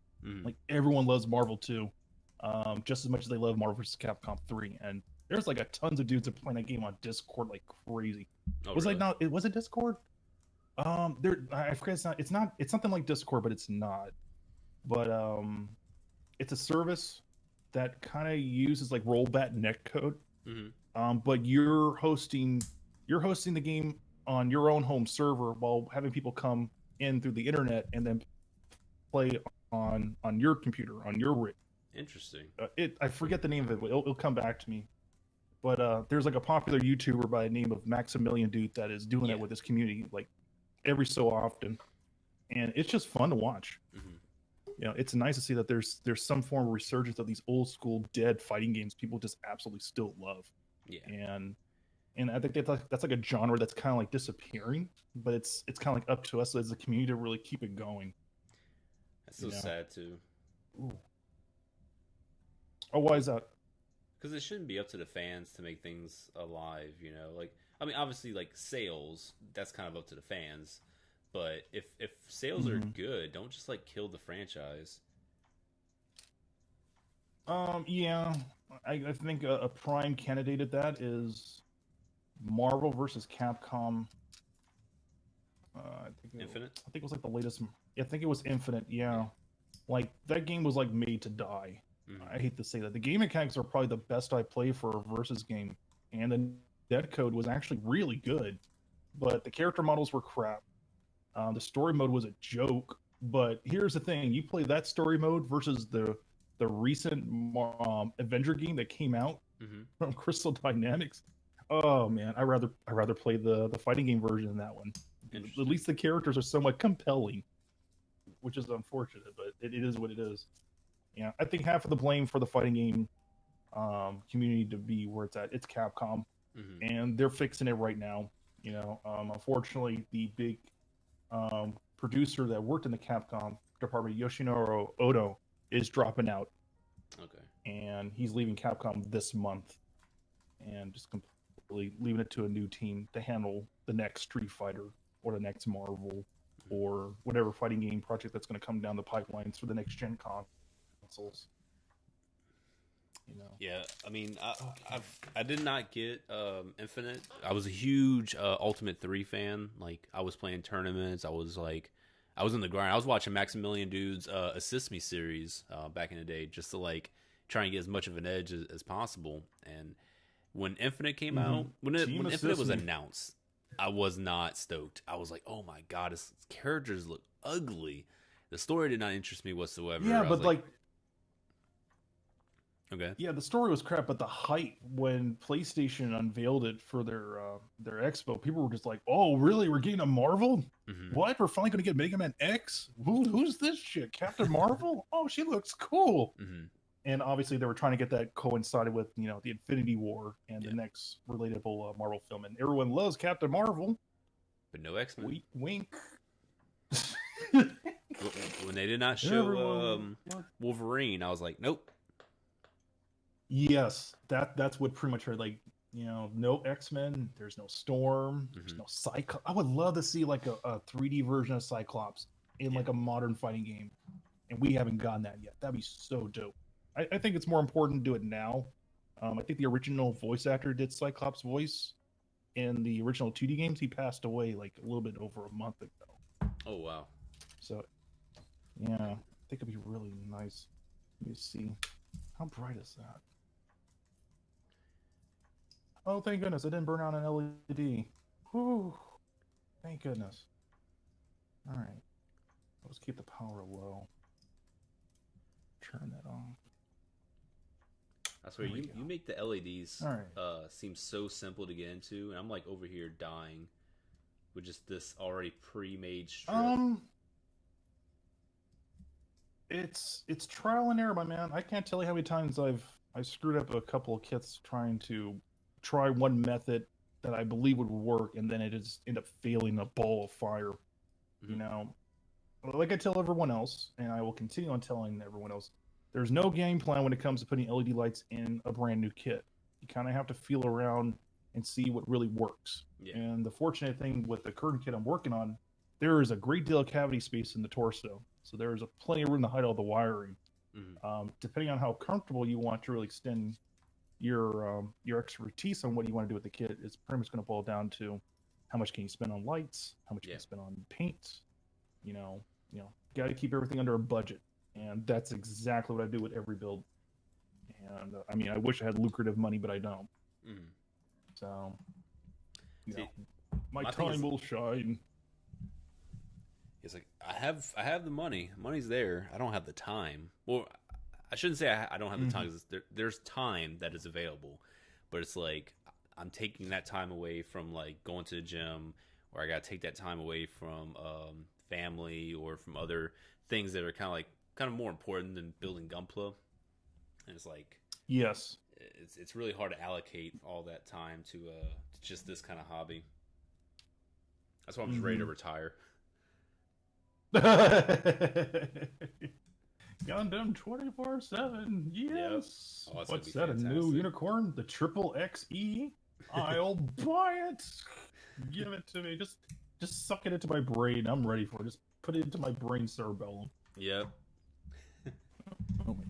I'm gonna go ahead and look at chat because we've been ignoring chat, having such a great time, and we're not. I'm sorry, guys.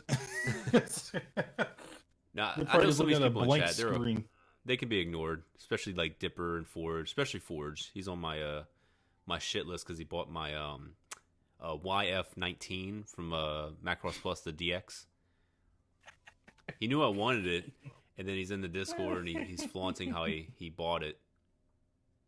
It's horrible. Flex with your wallet, I suppose. I know, right? I can see that. Because he was asking casual questions. I'm like, oh yeah. I was like, yeah, they have the advanced version of the Bandai's DX in Mandarake. He's like, oh really? I'm like, yeah. And I was like, I'm thinking about getting it. he shows a screenshot of the receipt. I'm like, you bastard. I don't know. I think that's kind of sweet, and really endearing. Especially with nowadays how things are. People are like, "Oh, I'm just gonna get it for the sake because I'm gonna do it because I'm better than you." Yeah. No, it's just what your experience is like. It's good to have friends that would fuck around with you because it just makes that much more memorable.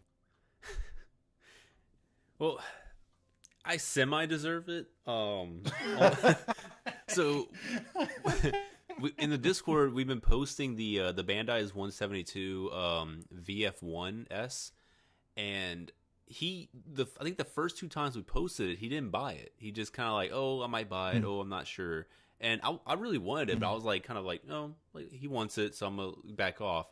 The third time it popped up, I got the alert before my other Discord member Dipper posted it in the Discord. So I got the alert first. I bought it immediately. And Dipper posted it, but it was already sold out. And then I posted later that I got it, and Forge was like, "What the fuck? That was mine." But it's like, it's like you had 2 chances, Forge. You had 2 chances to get it, and the VF1 is super popular. Like, it's not like the YF19. I know you don't like the YF19. There's no way you do.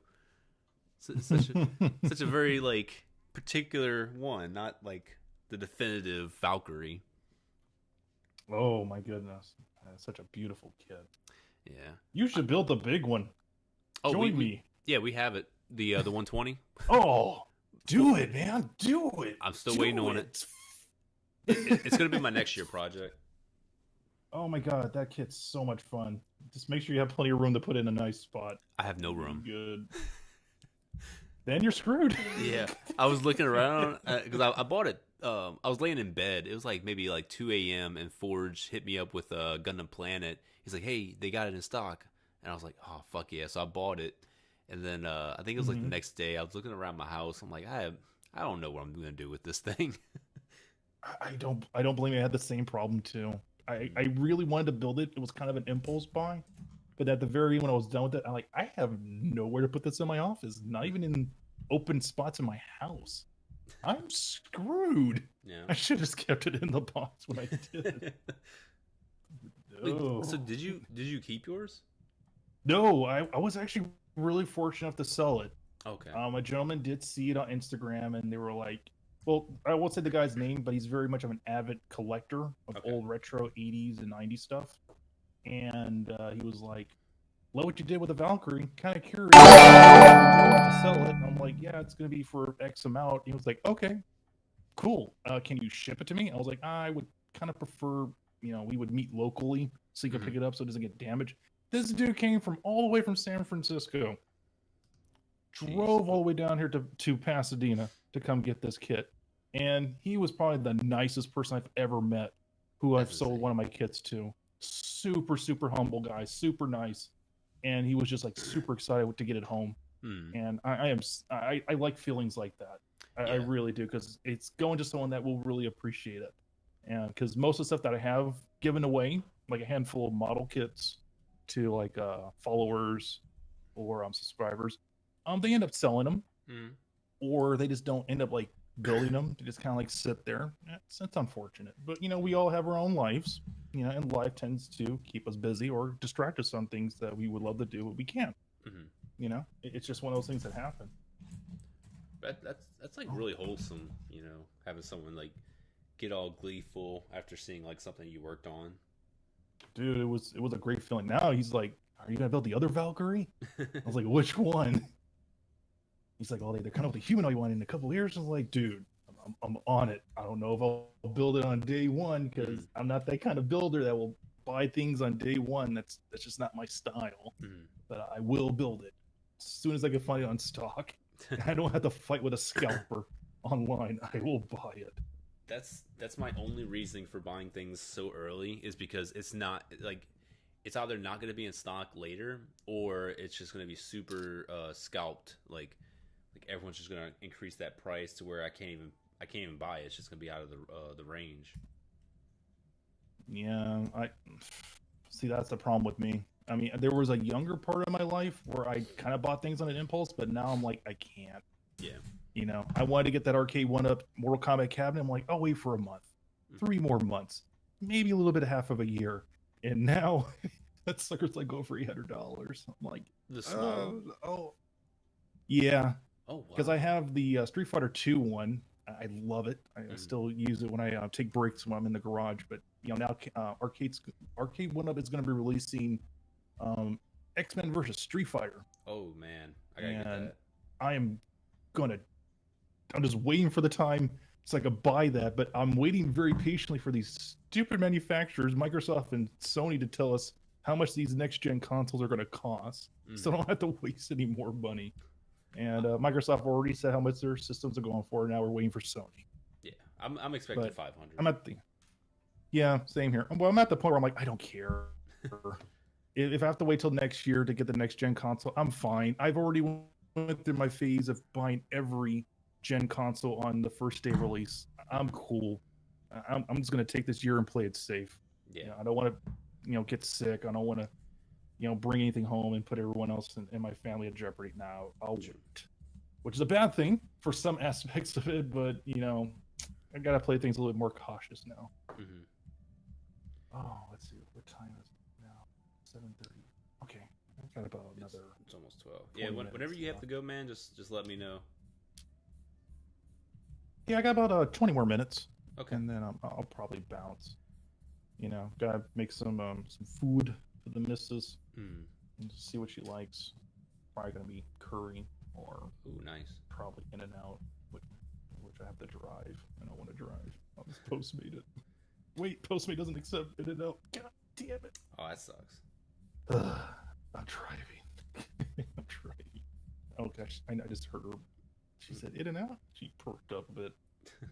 No, stay. I'm like so envious of actually kind of like both envious and glad I don't live in California, or envious of you living in California, because I miss In-N-Out. I miss like all the amenities. Like you could just drive maybe like an hour. You could hit like Legoland, or you can hit was it that other amusement park? It's like Snodsberry Farm or something like that. Knott'sberry Farm? Yes, I thought you said Snodsberry Farm. Yeah, I said Snodsberry. Perfect for... I didn't remember the name. I was like, I know it has a berry and as a farm, but I was like, is it Snods? Oh, that'd be such a good tagline. Coming in October, Snodsberry Farm. That'd be. I would love that. Just for 1 month. That's nope, not Snodsberry. No, Knott's Farm here is kind of boring. I think the last time I went there was 6 years ago, and I couldn't fit through anything because I was fat as fuck back then. But now I'm a little bit more slimmer, but I'm still put on the weight because of this COVID situation. Now you're not missing out on much. I mean, Disneyland, it's dead. Yeah, I didn't even go when I was living there. Yeah, I haven't gone there since Grand Night, and that was in 2001. That's how long I've been there. And I'm a big, let me dial that back down to a -1. I was a big Star Wars fan. I'm more of a Star Trek fan. Okay. But I remember being super excited to want to go to Galaxy's Edge and see the Millennium Falcon in person. But now it's kind of like, hey, I already built it. It's in my office. I'm good. That was absolutely worth the $400 when that kit came out. That's worth it. I'm happy. That's a lot. But yeah, you're not missing on anything. Taxes are high like crazy. People are doing all their projects out of state. There's always some kind of weird tax hike at the end of the year, and then and you got the weather. Oh, it's like a big scary factor, especially now. And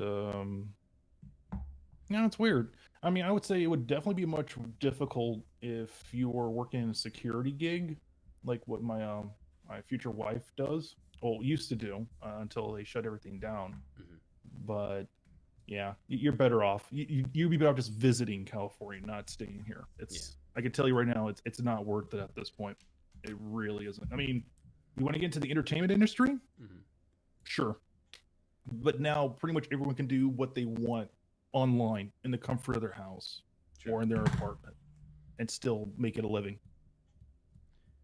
That's so fantastic. What am I missing? Yeah, man. Shoot. I mean, we didn't have this kind of capability back in the early 90s. So you become really appreciative of the simple things. And I love that. Shoot, 56K dial-up. Whew. Tell people to get off the phone line when you're using the internet. Whew. No, get off. Mom, you kicked me off the internet. We live I was playing a Flash game. Oh man, don't get me started on Flash games back in the day. Oh, those were great. That was like- Newgrounds was the place to go. Yeah, that was the life source. Mm-hmm. Oh man, now I don't even go to that place anymore. It's not the same what I remember when I was younger. Yeah, Shoot. playing some good old Diablo or Diablo 2. This stream is basically just like two old people just talk about the good old days. Damn straight.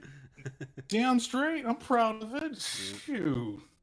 We didn't have flip phones or smartphones back in our day. We had a beeper. We had the Nokias. We had the pagers. You had to play phone tag with using AT&T's collect call. Yeah. Shoot. Man. I mean, their time will come. Where it was like, hey, remember Galaxy Note phones? Now we got the Galaxy Alphas and Mega Samsung cerebral chips that go straight into our cerebellum. Cell phones are days in the past. We don't need those anymore. Get out of here.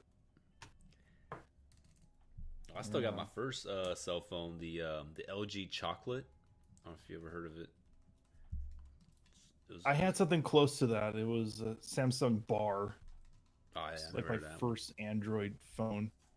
It was weird. It was like around that phase where Samsung was trying to we're making a iPhone-ish phone, but with a very experimental Android system, which was like Froyo back in the day. Oh wow. Or was Cookie? Yeah, Cookie. Cookies and I don't remember. They had stupid names for their operating systems, but they were great. They were memorable. It was always a candy. They had the Kit Kat. Then there was like you said, the cookies and cream. Yeah, and then the Froyo update. It was silly, but I loved it. It was something that people really, connect with, that new tech. Mm-hmm. So, you got into a group of people like, oh, yeah, I have the Samsung X12. Yeah, good phone. Slow as hell. Doesn't have enough RAM, but, it gets the job done. Yeah. How much memory you have? Oh, I got about a 5 gig micro SD kit. No, okay. You'll burn through it in less than a month. Yeah. Great. Oh, my gosh. Good times. Good times. I wish I could talk more about older kits back in the day, but the only kits I grew up with was like Star Trek, Star Wars, Back to the Future, Batman. Mm-hmm. Gundam didn't become a thing till like the late 90s, and even then they only sold like high grades where I lived, and the biggest ones that were like a seller were like the master grades from Gundam Wing. See, I remember the master grades of mostly just like UC, like just seeing like the old Zaku, old RX-78. But it's like I was never, I didn't really know those. I only knew X, Wing, and G. So I'm just like, this looks stupid. I want to go for that hyper super robot look. Yeah, like the futuristic look was like the hottest thing. And then you have Gems, and it's still one of my favorite Gundam series, the 8th MS Team. Mm-hmm. Oh my god, I love that show. I think universally everyone thinks that it's the best. Yeah, it's something that just it's familiar. Output mobile suits that can move super fast in space and have crazy massive beam weapons. No, it's kind of like primal almost. It's very much familiar. Mm-hmm. And I think, and then it's another thing. The characters are great. They're interesting. Yeah. I mean, to a certain degree. I don't like what was the main character, Shiro or I don't like him either. Yeah, I don't. He's a little too perky. Because he was a lieutenant, and I think he was either 19 or 20 years old. So he's an older dude, and I'm like, dude, as a lieutenant in the military, he's like jeopardizing his entire team over a enemy female that he happens to like. And I'm like, dude, I get it. You're trying to protect her, and you're attracted, whatever, cool. But you're going to get your entire, unit killed, and on top of that, you're going to get court-martialed, and you're going to the brig for the rest of your life. It's like, is it worth it to get that one chick? It's not. But obviously the story had to progress. Yep. And it's like, there's no way she should have been set free. Like, I think at the end, they just probably like left, and I don't think they ever like went back to their respective units because they got married. I think they had a kid, if I'm not mistaken. Yeah, they didn't show that episode in Toonami. You would actually have to buy the DVD set to watch the last episode. Oh, really? And I remember that very vividly. Like, oh wow, that's how the episode ends. Okay, whatever. And then a couple of years later, when I did buy it on DVD, I'm like, whoa, there's an extra episode. What's this about? Like, oh, they're alive. They had a kid. Okay, he lost a leg. Okay. Wow, that's weird. Wow, what? How much time passed by? They must have had a lot of free time. That's all I can say. Yeah. Because I want to say there was something that happened that they did some kind of maybe a recap, or maybe I just read it online because I just remember them going away, and I don't think they went back to their respective units, and I'm like, good, because if they wouldn't let me fuck. My bad. I keep getting these notifications and they're like super loud. I don't know if you're hearing it, but I know that the chat, they're like dying right now. Don't worry about it. Okay. Nah, don't worry about it. I'm good. All right, so I'm seeing here you're getting started putting one of the LED strips on right now. How does it feel? It's a nightmare, but I think it's just because I'm inexperienced with putting in LEDs. That's the best I can really say. Like, the instructions are fairly straightforward. I don't know what to do with this right here because it looks like it's supposed to go under That's this. the head. Yeah, but I'm not seeing how it's supposed to go under. See, I give Bandai credit what they're doing with this kit. Imagine doing it like the way how I do my projects. Ooh, so many wires. Oh, yeah. Oh my god, it'll be a nightmare. Oh man, but I gotta give them credit where credit's due. This is a really impressive system that they're doing here. But I hope they implement it on other projects besides just a unicorn. Yeah, like I would love to get this, and maybe, I know this is like never gonna happen, but like a Bill Burning Gundam. Yes. It's like to have. I agree. All those pesky particle kind of components light up. Oh, that'd be beautiful. Or hell, go like with Strike Freedom and implement the RG system from Gundam Build Fighters. That'd be incredible. I don't know how they would do like the pulsing effect with the lights, but it's possible. I did it. It was fun. It was stressful, but it was a lot of fun. But I don't think that show's going to make a resurgence. No. It just sucks. Not at all. Breaks my heart, man. But like Bandai definitely has the capabilities to make just shit that is like well beyond our imagination when it comes to model kits. It's just they probably don't want to put that much effort and cost into something that may not sell. Taking it safe. I think they can. They said one time in an interview that they know that their Gundam lineup is starting to hit like a plateau point. They have like at least like 10, maybe another 20 years until like Gundam just becomes less interested with people. So that's why they're kind of bridging on selling Star Wars kits and Evangelion real grade models. You know, they're trying to give themselves some kind of like fluff room to come up with some new refreshing ideas. If that's the case, why haven't we gotten a new Gundam perfect grade? Yeah, that seems kind of weird.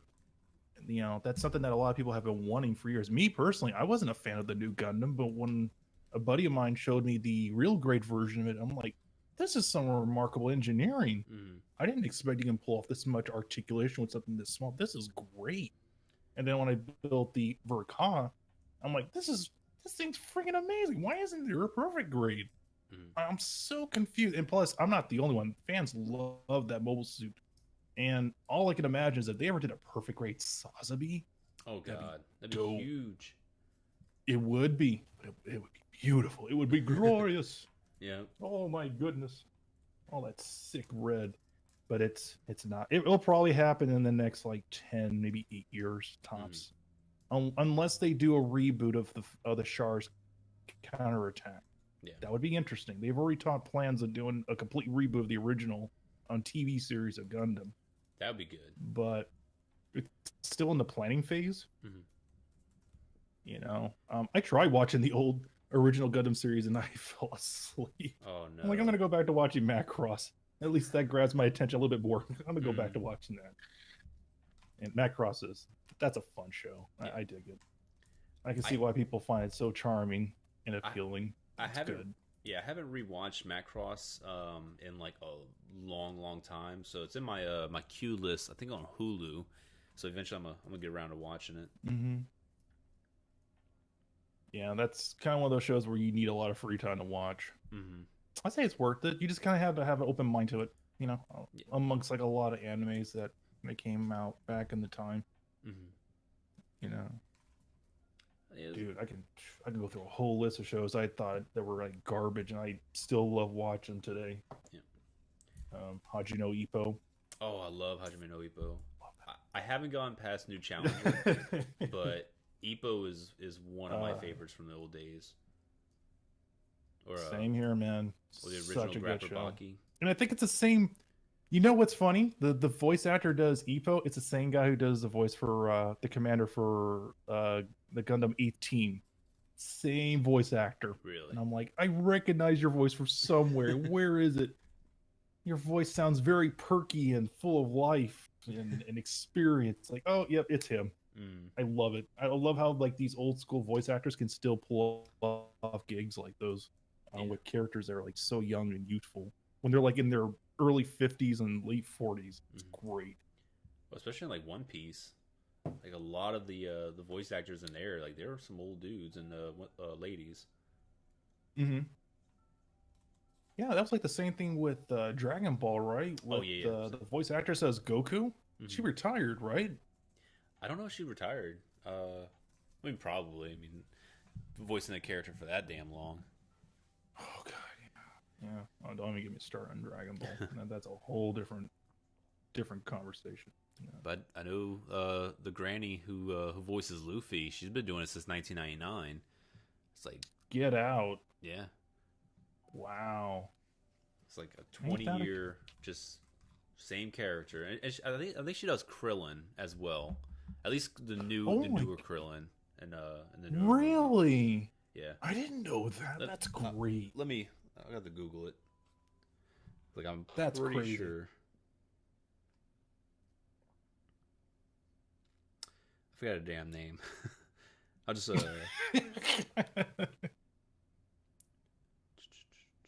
check something real quick. Oh my goodness. Yes, sweetheart, I know. I gotta get you some food. Oh yeah, Mayumi Tanaka. The voice that did Krillin. Let's see. Wow, I didn't know it was done by a female voice. She did actress. Krillin. That's cool. She did actually a lot of Dragon Ball Z characters. That's freaking cool. That is actually really cool. Learned something new today. Yep. Hell yeah. Damn, she's 65 years old. Still kicking.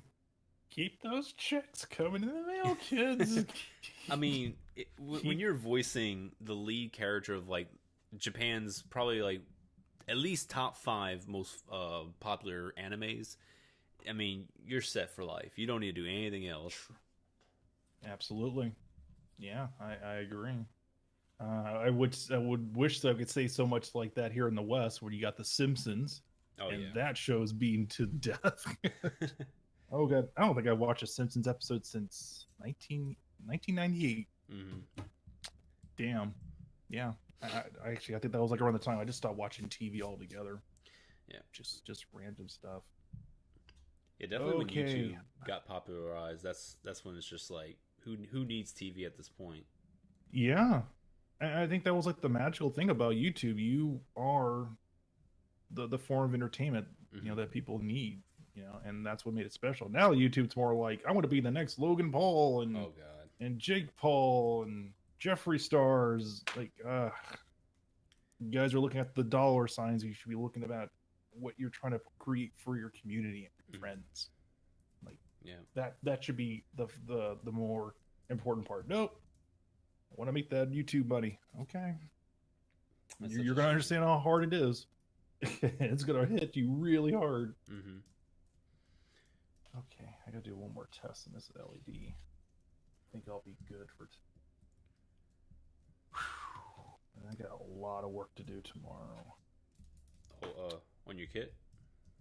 Yeah, I'm trying to contemplate whether or not I should put one more set of lights in the thrusters. I had one person on my community feed on YouTube asking me to put in a searchlight on one of the shoulder blades on the Gundam, and I'm like, I see where you're getting at, but this particular kit does not have that transforming gimmick, so I don't want to put something there that's going to look really awkward. If it also depends on the kind of light that I'm working with too. If it's like a smaller LED, it might work. Too big, it'll be distracting, and it'll just be a pain to work with. Yeah. All right, power on, please. Uh-oh. I think I got my first short out. I swear this kit right here is not streaming friendly. Like getting this wire and shit connected it's not fun. It's stressful. I don't know. Like, speaking from my perspective, from what I'm seeing here, I was like, that looks kind of fun. I mean, yeah, but I know from like, I don't know, like I'm a noob when it comes to like anything wiring when it comes to Gundam, so I'm wanting to yank my hair out right now. Yeah, I can see it. No, I take that back. What I said. You know, I remember building the perfect gray unicorn. That kit pissed me off. I was so afraid not to like pull one part to expose one area to transform it, because I know that would actually pull a lot of tension on the wire, causing it to like break. Oh man. No, I take that back. What I said. No, I feel what you're going through. I take that back. Damn. Oh crap! I just remembered. I gotta build another unicorn kit this year. You have to? Totally forgot about that. Are you under contract? Yeah, because everyone's like, you got to build the unicorn banshee. I don't want to build another unicorn. You got to build a unicorn banshee. It looks fucking dope. I'm like, no, it doesn't. I don't want to do it. And then after you build banshee, they're like, all right, now build the phoenix. It's like, no. No, I don't. Oh my god, don't even get me started on that movie. Oh my gosh. No, I did not like it. I think I'll fight anyone. Probably didn't. I will fight anyone in the comments and say that show was a problem. But no, it was a movie that they broke it up into like small little sections of it. But damn, I did not like the main character of the pilot. I did not like the designs of the Gundams. It was like the design structure went backwards. It didn't go forward. Did not like the cycle frame design. I didn't like the fact how they finally gave screen time to God, what was the name of that mobile suit? The narrative? The narrative. Sinanju, yes. Well, Sinanju's Thank dying, you. Technically. I mean, sure. I guess it works, but at the same time it doesn't. And then plus the villain himself isn't really appealing at all. He's very one-dimensional. Kind of has like a complex of Khan from Star Trek, which is weird. And then the animation is questionable. You know, it looks like they were really trying to rush it out when they shouldn't have just, put it in the oven a little bit longer to let it cook all the way. So I think I remember my fiance was like, you know what? I'm not gonna watch the rest of this movie. Enjoy. I was like, no, wait, come back, stop. Don't leave me with this. She's like, no, I watch a lot of your Gundam movies, and this one's whack. Nah, watch something else. Let's watch Chobits. Oh, Chobits. That is, oh my god. That is my shit from back in the day. I used to have a chi. Oh yeah. Oh, yeah, I think I'm gonna rewatch. Damn it, I wish I didn't say that. Oh, I'm gonna have to watch that tomorrow then. Yeah, like I used to have a chi wall scroll. I used to have like all like little mini Gashapon figures. I was getting them like, because they didn't release all of them in the United States on DVD. You had to like get them in volumes, but it was like periodic releases. So I'm like always going to Circuit City, like looking for the next release. Dude, Circuit City was a nightmare, especially the good guys too. They were like, you want this DVD? It's in a glass case. Gotta take it to the front. You want it? You gotta earn it. Yeah. Now, Chobits is a great show.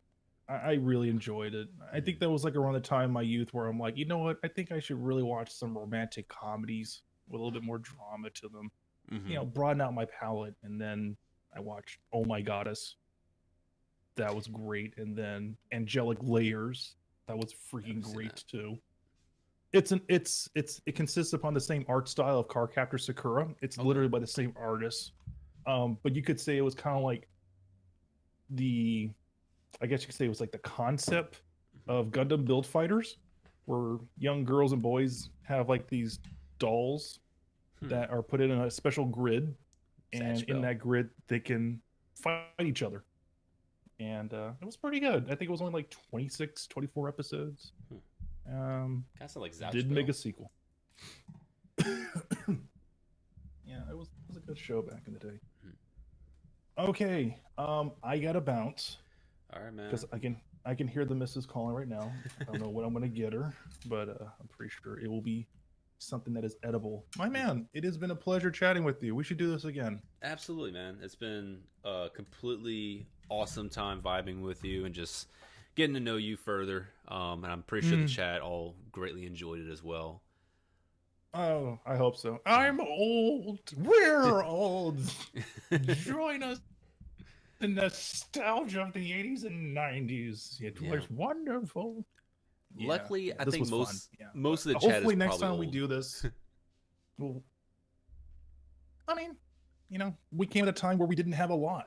Mm-hmm. And I think it's good for us to share that, what we experience, you know, because it just makes us much more humble on what we had, you know? Absolutely. Who would have thought we could actually own our own very own arcade cabinets when we were in our late 30s?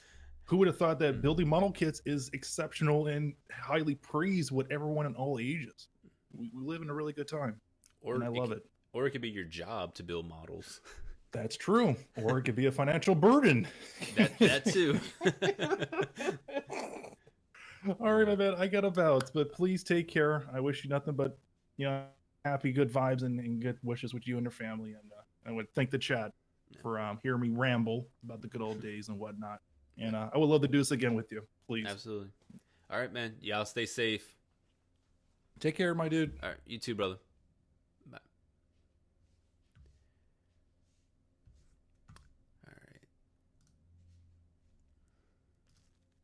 All right, guys. So, definitely want to thank Mr. Otaku Builder, because it was really great time just to chat, man. Both of us being from the same sponsor, you know, definitely wanted to converse with him and just, you know, see what he's all about. I don't know why my Discord is not exiting out, but that's all right. Let me just bring this up real quick. Oops. There we go. And I'll bring this down. All right. So I'm probably going to be leaving in a bit as well. Just this kit right here, I'm telling y'all right now, I think I need to like be a one-on-one with this kit, because there's a lot going on with it. This doesn't seem like a very stream friendly kit, because this is all I got in 2 hours.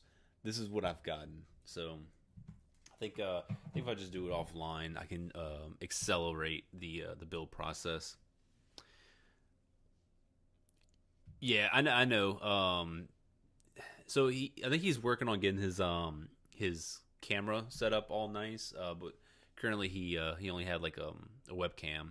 So I think that was it. Because I mean, when I used a Logitech webcam, that was like it's like a 1080p webcam. It still was not as detailed. So, but you know, awesome dude. Really glad he came out and just, you know, converse, chat. Nothing. We weren't doing anything crazy. It was just more or less just a conversation piece. But thank you all. I would love to go back and read all the chat. I think I can once the video is completely uploaded. I can go back and read through the chat. And I apologize for the loud sound. I thought I got rid of it on the scene within OBS, but apparently if you have other scenes with that, it's still, the notification comes through from the other scene. So I had to delete every other scene that I had on my OBS, which sucks because I got to go and rebuild those scenes. I just didn't want to go through each scene and, dissect it. But my bad, lads. I'm sorry. But I do hope all of you enjoyed it.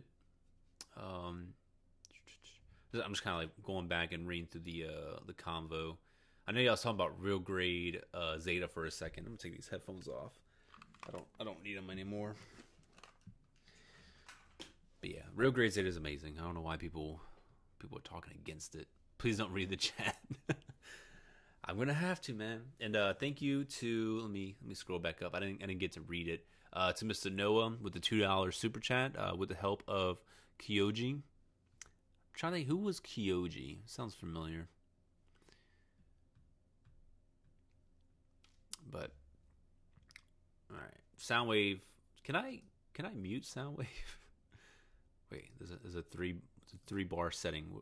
What can I do to DJ Soundwave? He needs to be disciplined. Oh, he retracted the message. Oh, good.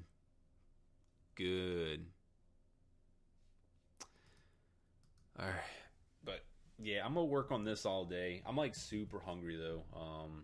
Oh my god, I just noticed that these are hands. Oh my god, these hands are ugly. They're like they're fixed hands. They're so ugly. They're like little plastic toys. But yeah, so overall, I can give y'all some of my let's see. Of course, as soon as I get home, the stream ends. I'm sorry, chef.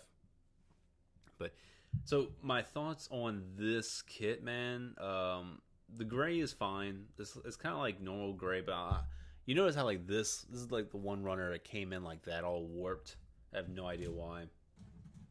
Looking at the white though, the white has like a nice little like almost like a matte finish. It's not 100% matte, but it's an almost matte finish. Looks really good though. I remember watching Hobbylink Japan's unboxing of it. They said something about some kind of color on it, but I don't see anything like unique with the plastic. It just looks like a white matte finish, unless I'm just blind. And then you got the blue. Blue's cool. But there's a lot of runners, man. There's a lot of runners to this.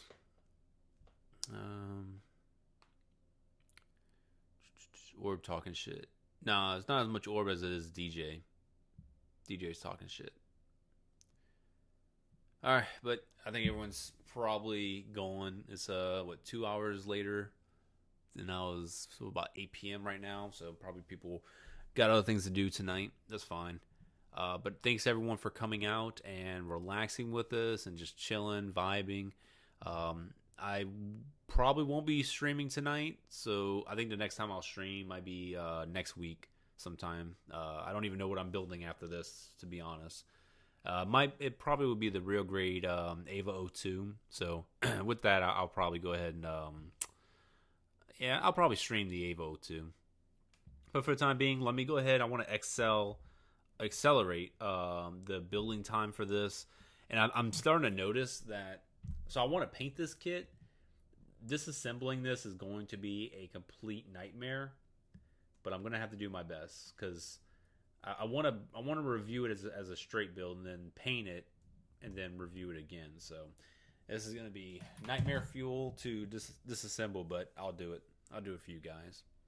But thanks for coming out. I'll be seeing y'all in the next stream. Bye bye.